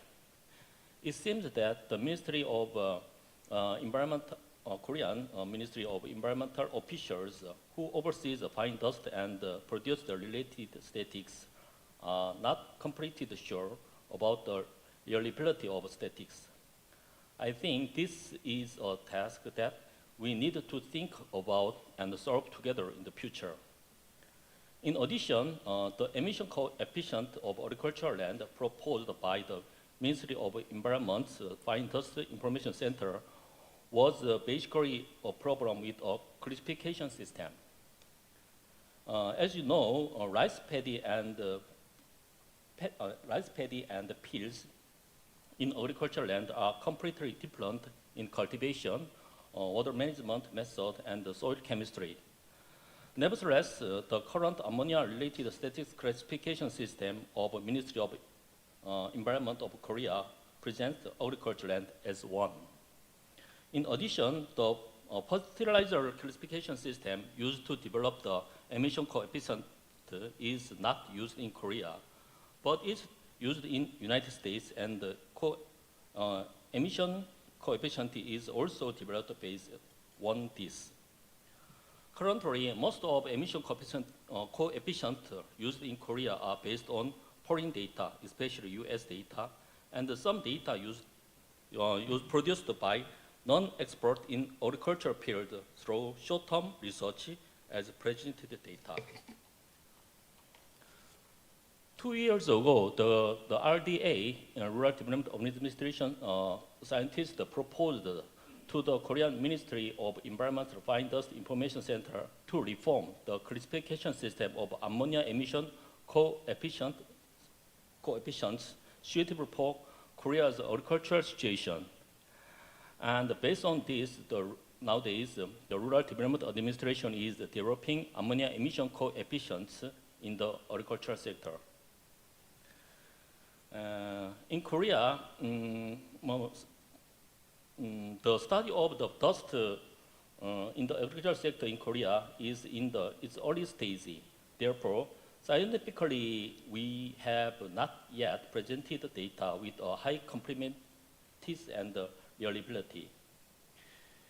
And maybe in Korea, the Special Fine Dust Act was implemented in 2019, and the Special Fine Dust Committee was launched.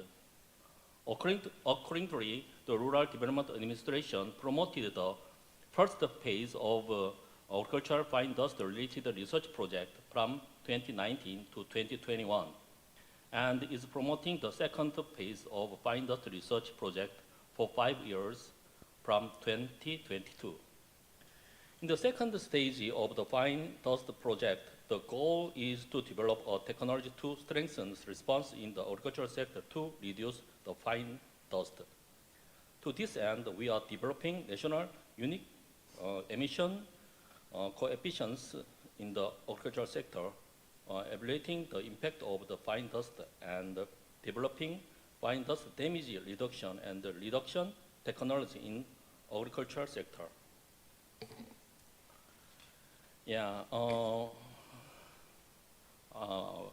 The Rural Development Administration will continue to develop response technology such as measuring fine dust in the agricultural sector, evaluating impact, and reducing damage to create a clean air environment.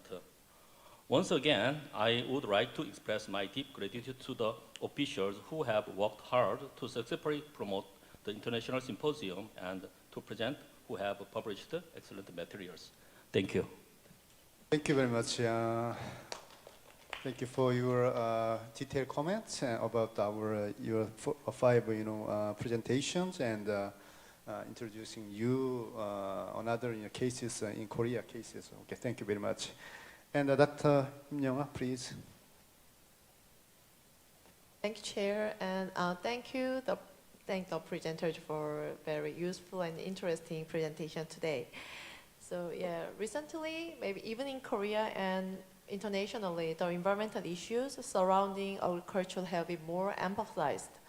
In the case of Korea, for example, the name of direct payment for the farmers was changed to Direct Payment Program for Promoting Public Functions of Agriculture and Rural Communities by recategorizing the existing payment system and including a new scheme such as a small-scale farm household payment.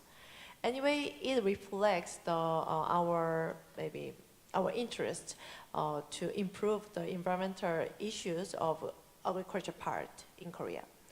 Also, the direct payment for public functions of agriculture will be more reformed to strengthen the payment system for eco-friendly and conservative agriculture practices in the future. So maybe we can expect that these direct payment schemes can cover some conservative practices related to ammonia reduction or the particular barrel reduction practices. And I think it might be very similar to the EU's inclusion of eco scheme in Pillar 1 direct payment part of the common agricultural policy. And among various issues related to the agricultural environment, problems related to maybe excessive use of nitrogen fertilizer, ammonia, or other problems, and illegal incineration of agricultural waste or residues have been pointed out by public or by researchers and by policymakers in the past time already. The fact that ammonia is a precursor that can be converted into fine particulate matter is an issue that has received attention relatively recently. However, the fact that ammonia, a chemical substance, is ultimately related to both odor and fine particulate matter means that there are additional benefits of conservation practices in the field. For example, reducing ammonia, and it can relate to the emission of greenhouse gases and so on. Thus, sometimes keeping the conventional conservative practices can help to increase environmental benefits rather than adopting new technologies. In this regard, for me, it seems necessary to have a policy that examines the various conservation effects of each practices or conservation farming methods that have been verified so far. Until now, if a policy project has a single goal, only the performance of whether to achieve this single goal has been used as a performance indicator only. Although the priorities of each policy project are clear, the co-benefits or side effects of technologies distributed through these policy projects have been relatively overlooked.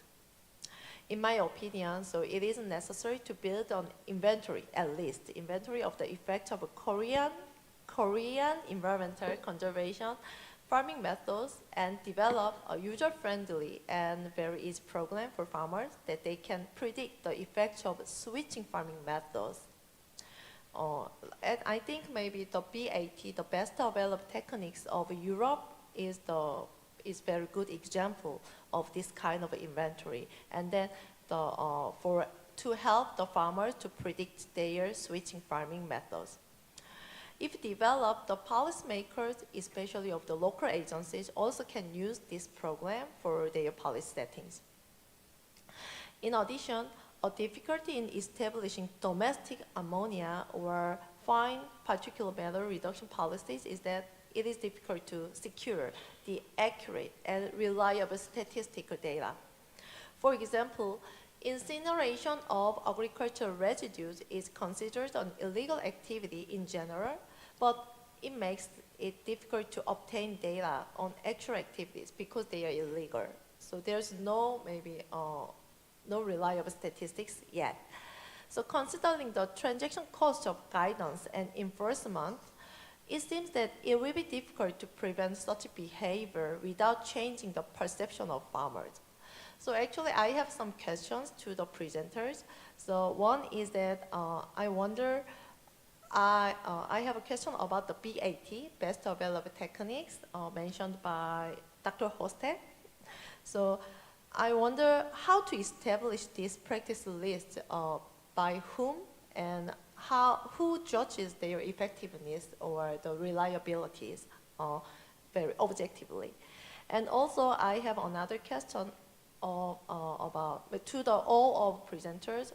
So, is there any education program for the farmers to change their perception about these ammonia emissions or the particulate matters? So before their illegal behavior happens. So if there's some education systems, so I also wonder whether it is mandatory for the farmers to take this education or it can be voluntary. Thank you. Thank you very much. Good comments. And she gave us two questions. And first one to the Dr. Host, and another to all presenters. Okay, so we will have some answers to the after this discussion. Okay. Okay, finally, Dr. Song, please, your discussion. Hello, everyone. I'm Song Ji-suk, in charge of Rural Carbon Neutrality Policy at the Ministry of Agriculture, Food and Rural Affairs. First of all, I would like to thank to KREI's officials to prepare this kind of the international symposium to be sharing with other scientific area person and also policymakers. So this is very big opportunity to join me in this meaningful meeting to discuss policy cases and implications of many different countries. And also, fortunately, Dr. Jung presented the Korea current status of policies. So I could join this meeting very feel-free feeling, because I do not, as a policymaker, policymaking relevant, it's today meeting is not burden for me. So, but anyway, the other countries' presentators gave us very meaningful information, and then the kinds of the very big information will be very helpful to apply to our policy making. As we heard from Dr. Shin today, the Ministry of Environment is in charge of Korea Fine Comprehensive Plan for fine dust managing at the national level. The national fine dust policy is similar to that of other countries. I'd like to see it briefly in two strategies. First strategy is to measure fine dust nationwide, and then one resident to refrain from outdoor activities and when it is at the dangerous level. And the second strategy is to track the cause based on the measurement result and to reduce the main cause. And then make up with measures to minimize it and then leading to implementation. Actually, this is a typical approach to implementing the agriculture sector also. Regarding first the strategy, I would like to give you a brief overview how to warning service implemented in domestic area. First, fine dust is measured at 364 locations nationwide throughout the year. And then if measured data above the warning threshold, the local governments of the city or county sends a message to the residents to refrain from outside activity. Of course, warning messages are also sent to farmers working in rice paddy and orchard in any rural area. However, during the busy farming season, this message is not enough to inducing practical action. By the way, coincidentally, some changes have occurred since the pandemic. As most of people have become accustomed to wearing masks, the recommendation to wear mask during outdoor activity has been effective. That meaning is before the pandemic, who would have imagined working in every countryside wearing a mask? After all, the pandemic has become the best tool to change the perception of policy stakeholders. The reason I said this is because I want to stress when we face limitations of policy solution, we can solve with a completely different perspective. Since the pandemic, fine dust warning systems are gradually being developed, improved, in a way that identify the specific targets who must hear warning message. And so the message is also changed to re-warning the wearing mask and remove the clean and closed after outside work according to the risk of the dangerous level. I think the second strategy, fine dust reduction, should be approached from this perspective too. Ammonia generated from livestock manure is also precursor to fine dust, but it is also the caused odor that rural residents want to avoid the most. As fine dust, environmental regulation policies are of course necessary. However, regulatory system is not enough to remove odors. The Ministry of Agriculture, Food and Rural Affairs has continuously supported various technique development such as microbial spraying, aeration, fermentation, and also paid for facility investment.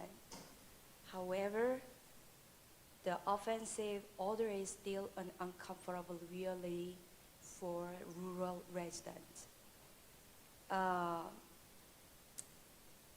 They want to keep their quality of life rather than healthy hazard information. By the way, in February this year, the Ministry of Agriculture, Food and Rural Affairs enacted the Rural Space Planning Act. This law is prepared to increase the purpose of improving the quality of life in rural areas. We have prepared a legal basis for restructuring rural spaces. Animal husbandry is included in this rural space restructuring target. Local governments are obligated to plan and manage their area so that they can manage waste efficiently by separating livestock farms from living spaces and integrating them into specific area. There will be no result in a short term. And also, I'm not sure that it will be successful shifting time, or I'm not sure. Maybe sometimes this law will make some more big issue because the integrating that kinds of the husbandry gathering in the specific area, it will be more agitated the resident. However, the enactment of the law is expected to trigger a major change in odor policy. This is because manure management is collective livestock complex will produce a completely different result than managing each distributed farmhouses. So based on today's presentation, I could get some lots of information about the other countries' best practices. Today's presentation and discussion will be invaluable data at a time when we must consider the issue of livestock manure under new rural space policy. Once again, thank you for the opportunity to get scientific knowledge and policy implications surrounding fine dust. And I have a question to Dr. Hoste. Actually, based on his presentation, Netherlands already have an integrated area.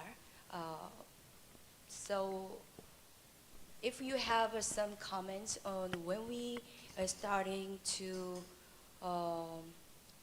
gathering the animal husbandry, what kind of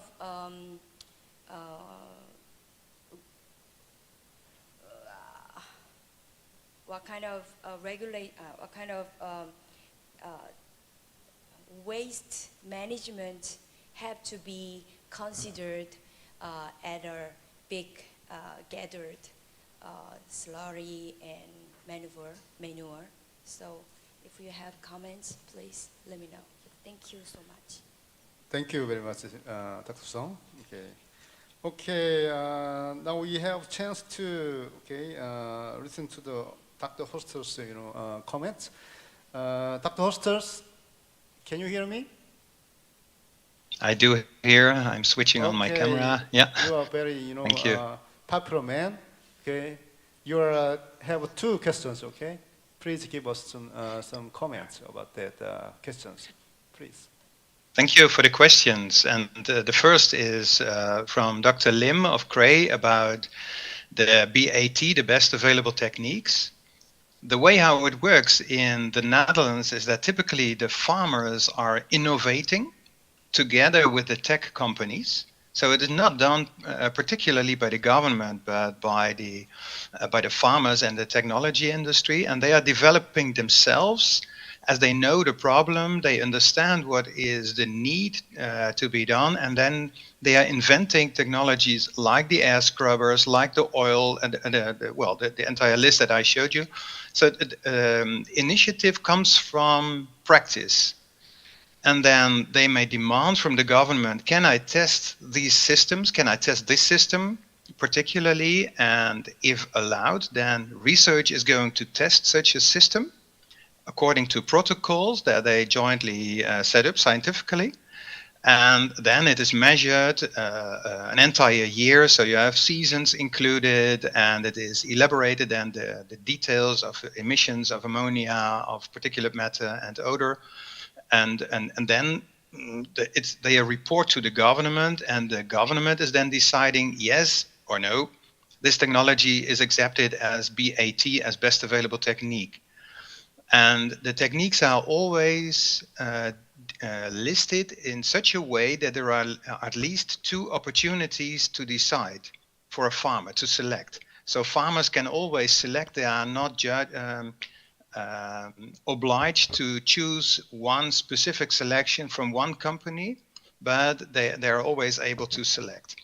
And that is to prevent unfair competition among tech providers. So for each animal category, different systems are available bottom up from the farmers and tech companies, tested by research and then decided on by the government. And every country in the European Union has its own BAT list because they are suitable under, in our situation, under Dutch circumstances, the climate and the way how farmers are working. So every country is to make its own BAT list. Is that sufficiently answered? I hope, Dr. Lim? Yeah, it's enough. Thanks a lot. Thank you. And the other question, well, related to that, sorry, to extend it, it's what about the education to farmers? Are they educated? Well, the government is communicating to on their own website and to the press, and then the press is elaborating it in magazines, etc. But then again, the tech companies and advisory companies, they are picking it up. They are elaborating it in what is exactly needed, and they are communicating to the farmers. And then I come to the question of Director Song of MAFRA. Thank you also for your question. And what I understood is, what is the way of management of wastes and specifically manure in order to reduce ammonia and PM and odor? Well, based already on just ammonia, before PM was an interesting topic, so it's already 20 or 30 years ago, I think 1980s. Then there was discussion already on ammonia emission, and since then farmers have to reduce ammonia in the stables. That is this BAT list, they can select of, including air scrubbers and systems under the sled, but also storage, manure storage on the farm must be at least 7 months, or under circumstances even 9 months. And this storage as a silo should be covered. so that air cannot simply go into the air. Let's say the gases cannot go into the air simply, but they are covered by a sealing, typically by a plastic sealing. So ammonia is kept in the manure. And then the third is when the manure is brought onto the land, it's applicated. It's also obliged to have measures that the manure is brought into the land as soon as possible. So by injecting or such kind of technology, so that the ammonia is kept in the manure and not brought into the air. And capturing ammonia means also capturing odor and capturing particulate matter. I hope this is a sufficient answer to your question, Director Song. Thank you very much. Okay, now we have some time to gather some information about the educational program of agriculture economics of China, Taiwan, and Japan and the EU. Okay, Dr. Yasuda, can you hear me? Yes. Yeah. Could you give us some information about education program of agriculture environment? Yes. Okay. In Japan, we have education system for farmers. For example, National Farmers Academy or Agricultural High School. These are for students who aim to become farmers. And also we have agricultural extension section affiliated to local government. And so farmers can be supported and can know new technology. And I think more and more farmers are becoming and hopefully innovative. Okay, thank you. Okay, Dr. Chen.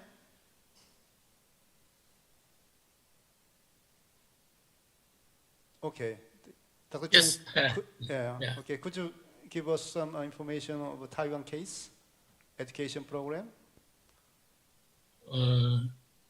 In Taiwan, our farmer, we will teaching them how to use the composter, the bioagent, and the government of the MOA and will cooperation with the local government to teach. We will several class or teaching program to teach them. And if the farmer have burned the rice straw, and we will call them for our station to teach them how to use the bioagent to treat the rice straw. And now we have treated the animals waste because we have used the recycle the agricultural waste like the mushroom waste, and we will mix to the like the chicken manure to reduce the ammonia produced from the fermentation state process, and we will reduce the ammonia produced very too low, maybe 0.3 percentage. And chicken manure we will collect to produce the decomposing bioagent to treat the rice straw and reuse into the field to crop culture. So in Taiwan, now we have tried to use the agricultural waste to recycle use in different treatment, like the rice straw or the chicken manure, or maybe we'll use the pig or the cow's waste. That's all. Thank you. Thank you. Dr. Meshu? Dr. Meshu? No? Okay, not here. Okay. Thank you. Okay, now I think there are some comments from the other person, right? Could you introduce that comments? Okay. Yeah. So on the YouTube, from the audience, we have two comments. So one is that in Korea, the burning waste at each farmhouse is a bigger problem than burning rice paddies. Maybe I think the audience means rice straw or rice husk.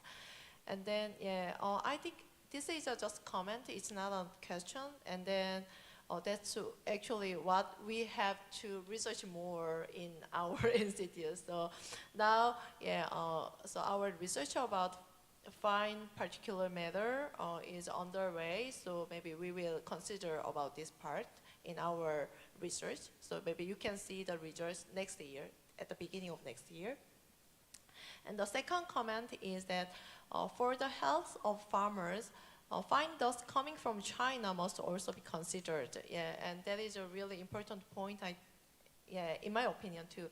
But right now, as you know, maybe the fine particulate matter from China, it's related to the kind of negotiations or deals between the countries. So for us, it can be a kind of exogenous variable for us, and then our maybe research or our policy from Ministry of Agriculture will focus more on the domestic maybe emissions of these particulars. So maybe, yeah, I hope that there's less particulars coming from China in the future. Yeah, thank you. Thank you, Dr. Im. Okay. Thank you to the presenters and the great panelists for presenting great content today.